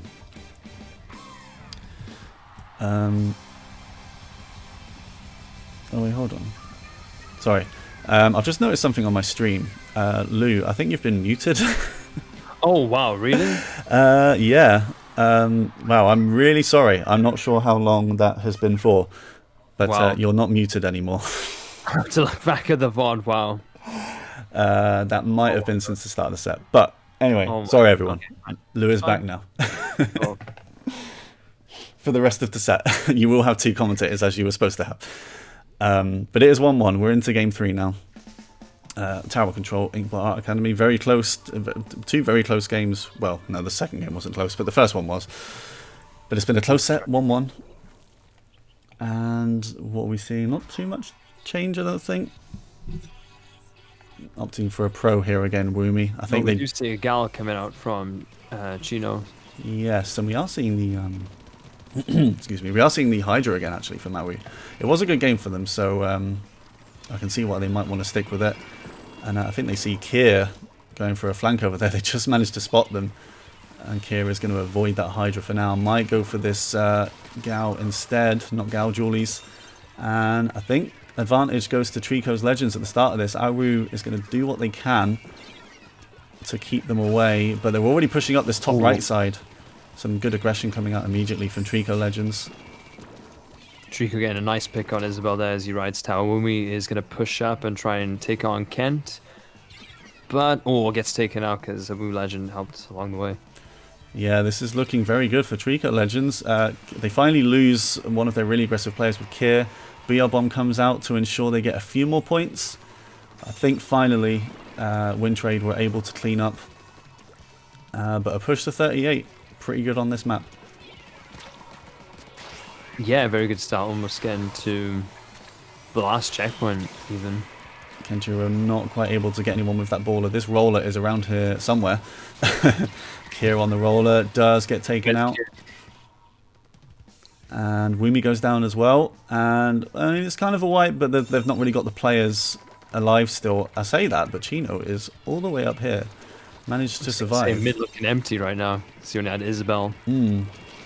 It is an interesting weapon, the 52 Deco, because the Stingray is definitely like a defensive kind of special, and the Gal isn't a defensive weapon. Like, you want to be pushing up with the Gal.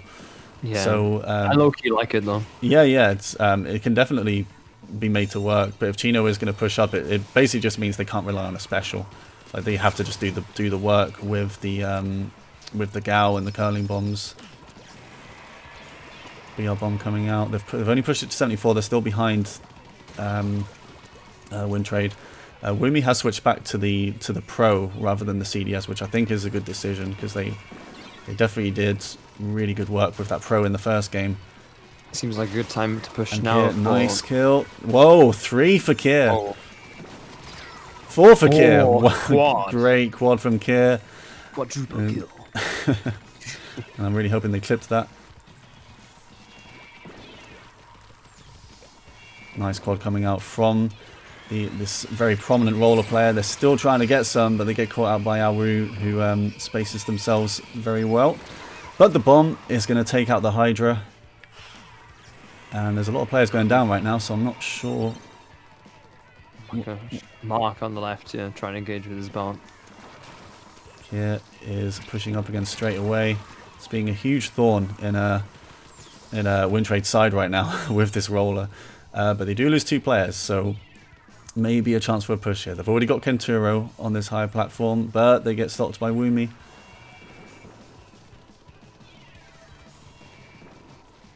Oh, we see a Wu Legend. Was right in the tower then, but Kia is just trying to poke in right now along with Wumi. Oh, and a Wu Legend going right back there.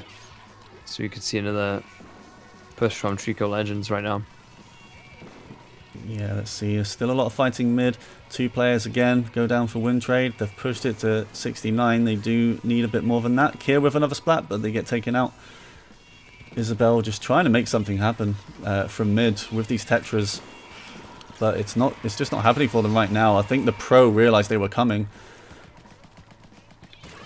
Wumi goes down. Trying to engage with a Wu there, but no dice. And it's pretty neutral right now. They just need to find the splats. They do manage to take out Kier. But they need to take out these backliners, I think. Because Treecko, I think, has been pretty comfortable for most of this game with the heavy. Nice splat on Isabel. I was going to say Isabel and Chino could try and push up to take out Treecko because he seems to be holding the backline right now. Team, he seems like the backbone of Treecko Legends. Yeah, but definitely. Here comes their push now. And this is yet another push for Treecko Legends. Isabel goes down, and the other team still has 4 players left, so I don't think this tower is going to go anywhere. Chino's quite far back mid, and they kind of know Chino is there, so Chino's going to have to quickly get back and stop this tower.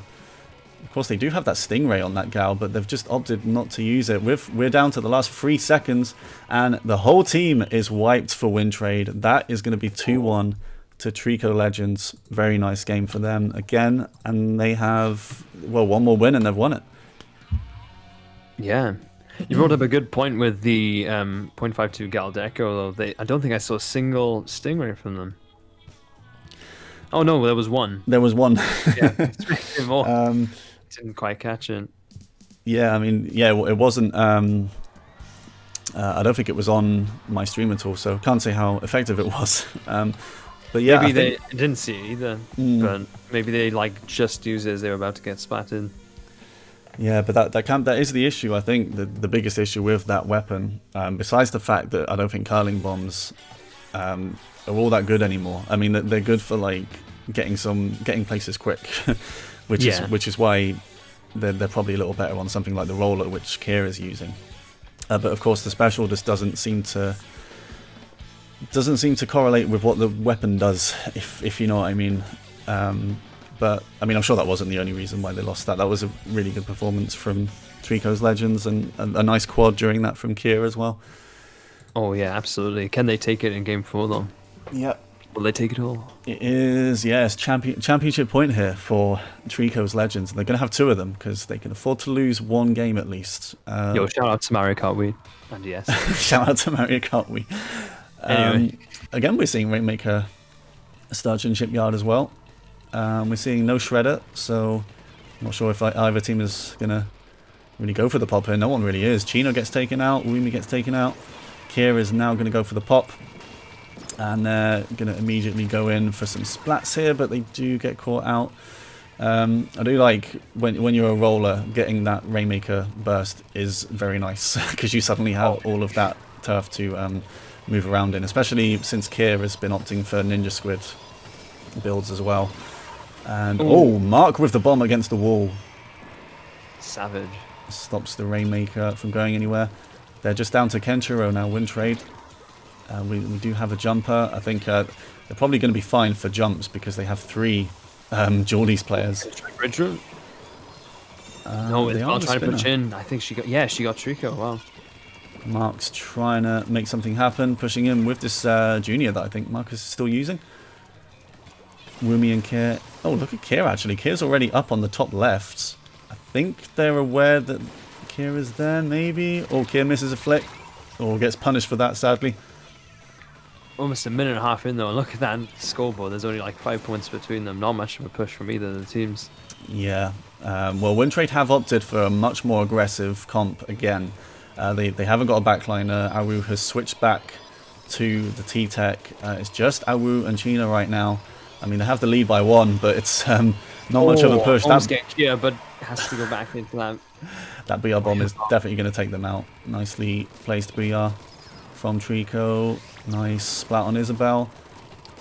They do get the burst, but there's only 2 of them here. Wintrade. They can probably afford to get jumps though.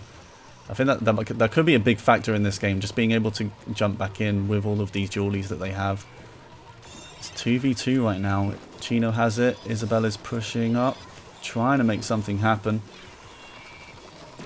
They get just watching that splat bomb there. They get a few more points on the board. They're able to avoid that booyah bomb that came in as well. But yeah, nice defense again. We're pretty much halfway through this game, and it's just a push to 70 for Wintrade that's leading the game for them right now. Yeah, that's how you know you've got very similarly matched teams where it's still like halfway point and there's not much on the board.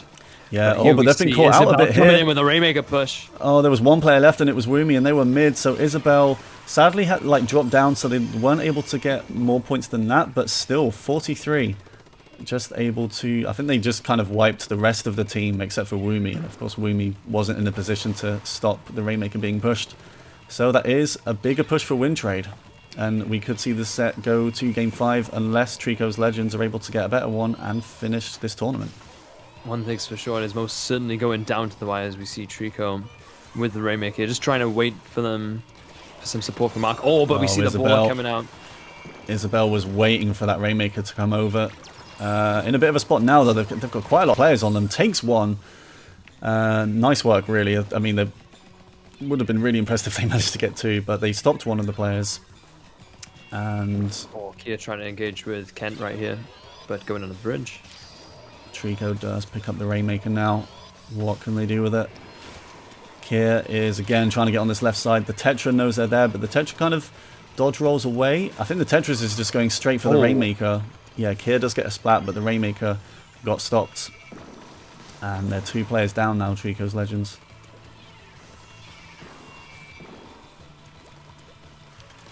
Kia surviving for now. Nice jump back. Yeah, I don't think they would have been able to do anything there against 2 players. Knowing when to super jump out was absolutely crucial. Isabel with the Rainmaker over here. The roller is very close to them. Isabel trying to also not fall off the map. No. And there it goes. Nice booyah bomb as well. Run except for down there. So the Rainmaker is splattered in Treecko Legends' favour. And where is the other team actually? Are they going to be able to stop this? Isabel. Oh no. I think Isabel is. Yeah, there you go. Isabel going for another one. Gets Woomy. That's pretty big. It leaves the other team down to 2 players, and there's only 15 seconds left. Is Kier going to be able to do anything with this roller? No. Big denial of a splashdown. Chino holds on to it. Looked like Treecko was going to go outside with them, but he got denied. Chino is just blocking that Rainmaker so they can't grab it. Nice work from Wintrade in that. And it's 2-2. We're going to go to Game 5. And of course, if Wintrade do win this next one, we are going to see another set as well. Yep, because they would have reset the bracket. Woomy is putting in very good work with that pro. 17 splats in that one. Of course, sadly not enough for them in that game. I think Kier definitely struggled a bit more in that one to put in some effective flanks. I think Wintrade did a better job there of blocking Kier from being able to go wild with that roller. But even so, I can't see Kier moving off the roller. I'm honestly trying to, I'm honestly trying to think if I've ever seen them use anything else, like personally, and I don't think I have. But yeah, they are a very strong roller player, and well, they'll be hoping that they can use those abilities to close out this set for Treekos Legends in this Game 5.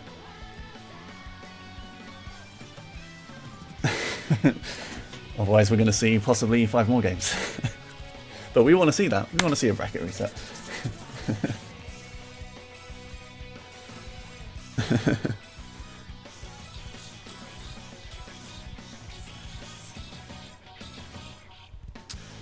Alright, well, let's see what happens in Game 5. They haven't actually switched the map yet, and I'm not sure what map it is. Grand Final. No, I think it's Rainmaker I actually think they've made a bit of a mistake. Because that was supposed to be game 5. In fact, I have. Oh, they've done something interesting here. Okay, so okay, they did game 1 from Grand Final map list, but then they did game 2 from the reset map list. And what was game 3? Oh, game 3 was Tower Inkblot, which was game 2 from. Oh man, I don't know what's happened here. Well, they've done games 1 and 2 from the regular Grand Final, and then they've done game 2 and 3. Game 2. I don't know what's happened. Either way.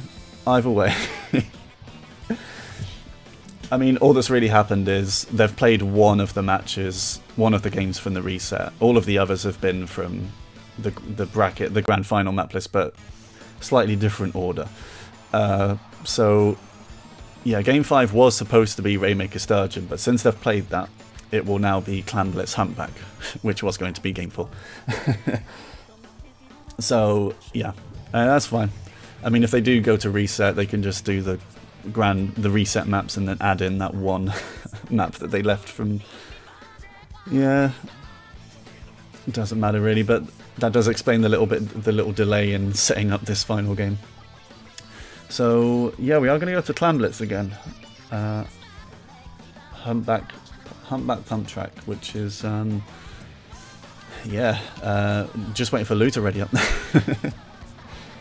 Just waiting for the casters to select their weapons here. Select their loadouts.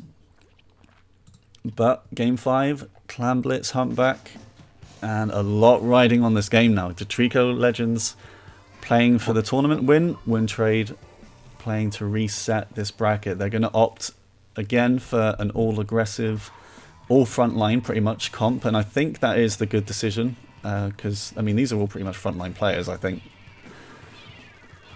Yeah, and it certainly shows with them. And it can work on Clan Blitz as well, I think, a little bit better. If they can get the picks. High roll, especially on Clan Blitz. Isabel gets the pick on Woomy, looking for the one on Kier as well. Kier isn't going to fight that, which is a good decision, but they don't have anywhere to go. So Isabel going right in right here, but oh wait, no, they might have a super climb here. Oh, splash down on Mark. Nice start from Isabel. I mean, you can just afford to do this with the Tetras, really. Trying to take out Kier. There we go. Strong start for Wintrade, and they finally get the clams as well. And this is going to be a few, I think, actually. This is a nice, oh my goodness, nice rotation. Just to always have someone on this top left side. It was Isabel, and it's now switched to Chino. Oh, good trade on Treecko right there. Oh, I thought we would have seen another climb from Isabel, but no, not enough time. And the inkjet from Aru, but gets shut down by Woomy. Some clams in mid right there, but no one's going to touch him. We see Kent with... Oh, nice splat on Isabel as well. And they're starting to form something here with the... they've got 18 clams. They've got a couple of specials ready. They've pretty much all got specials. Just waiting for the junior to get armor. Oh no! Woomy almost had a super, but got taken out by Kier, I believe. Kier has 9 ready. All the auto bombs are going to make it a little bit difficult for them. Just waiting for a good time to go in. Strong defense coming out from Wintrade. Aru with the inkjet. Woomy again takes them out. Not able to get much with the inkjet so far, and here we go. I think this is going to be Treecko Legends' push. Gets Isabel as well. That's pretty much a team wipe. They have a lot of clams to follow. The BR bomb coming out.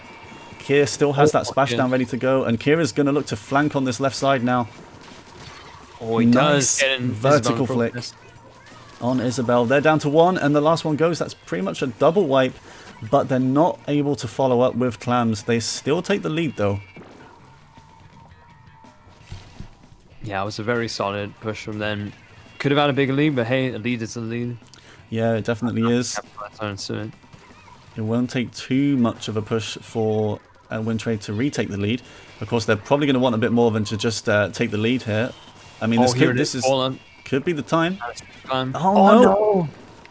Oh, Chino was too far away, and I don't think they don't really have the players to recover that. I don't think Awu was going to go for that. What a shame. Yeah, shame that Chino was just a little bit too far away. I'm not sure if they would have been able to follow up with much anyway, because the other team was on hand to stop that. Nice splat on Kier from Awu, looking for a second. Nice direct on Treecko with the inkjet. But the other side, that's going to be a score with a power clam. Woomy just kind of snuck around. I'm not sure if they're going to get much for it. They're still living. They've almost got BR bomb. Oh, unless Woomy can... No, not enough time. Gets 2, wow. I mean, that's pretty nice work from Woomy there. I think they stopped Wintrade from being able to get another push in, really, with the splats they were able to get. Yeah. On the other hand, they have given them another super clam, pity clam. So Wintrade, I mean, they're losing players again, and they have just over a minute to turn this around. Otherwise, this tournament goes to Treecko Legends, and they're still pushing. Woomy gets another power clam in, and they're now scoring. The penalty timer has gone. Woomy's still there. I think they've got a BR bomb coming in. And a booyah, some more clams right here. And more clams. Mark's got 3 going in from this left side. In they go. This is gonna... Goodness. Awu Legend though, and Isabel coming in with a splashdown. Oh, and dropping the super climb right there. Here with another splat. They're looking for the other one on the duel. He's not quite able to, but that is a good push. And that's going to make it even harder for Wintrade. They're really far behind. They got a super jump there, but I don't think it was to the goal. I think they just was super jumping somewhere. Yeah, just because. We got Woomy really pushing up right here. We takes out Mark. Well, they're only down to Kier and Treecko right now. Kier's mid, gets taken out. The time is now, they have to do it. Yeah, they have to do it pretty soon. They don't have that many power clams. Sorry, they have 2 power clams. I was going to say they don't have many clams, but now they do. Oh gosh, they dropped that one right there. It's do or die time now. Awu with this inkjet needs something. They get 1, but Treecko survives. Oh, Isabel picking that one up to save it. Oh, Summer Jump gonna get it here? No! The BR bomb gets 1. The BR bomb well placed right there. The last 2 power clams are both held by the players. This is it. They have to force this, but it's just Awu. And Awu goes down as well. I think that's going to be the tournament. Treecko Legends. The squid bag. Squid bagging coming out at the end, of course. And great performance in that Clamblitz game on Humpback. Wins Treecko Legends the tournament. Very well done to Treecko Legends, and commiserations to Wintrade. Both teams, though, absolutely cracking final. Taking it to Game 5 here. Yeah, that was a very good final. Really strong. Like I think like every player had at least one strong performance there in the final. I think Woomy again got 19 splats in that last one, just doing all they could for Treecko Legends to help them win the game. We saw some really nice backline work from Treecko as well, mainly just to stay alive more than anything, which you kind of want your backliner to do. Yeah. And I think it was pretty important that they got that splat on Awu as they were inkjetting as well, right at the end of the game, just to stop them from being able to get that last push. And yeah, that is the end of the tournament. Treecko's Legends takes it 3-2 in the final, no reset needed. And yeah, this was a really good tournament, I think. Yeah, a lot of fun, tense games, a few upsets here and there. Exactly what you want out of a tournament as a commentator. Yeah, for sure. It's and it's interesting to see like just how well some of these players kind of sync with each other, even though they haven't had much experience playing with each other as well. Because of course everyone playing this signed up as a duo, and they got paired with another duo. That's how this worked. I was gonna say that's to IQ right there. Treecko Legends had to play more games than Wintrade. Well, if you don't count News's run, they were from round 1. You know what I mean? So yeah. Hey, maybe they had more time to get used to each other. Yeah, for sure. And of course, I think Isabel and we were playing with subs a little bit earlier on as well, which of course would help more towards the, well, I guess not help more towards the towards the practicing and synchronizing up with players. But they still did really well to get back to the final. And Treecko's Legends, I think, were really strong throughout this tournament. Oh yeah, they were really consistent. Yeah, they rarely dropped on their abilities. It was 3v4, so there we go. yeah. I mean, there you go. Wintrade were the only ones to take games off them while they still had 4 players in the game. Yeah.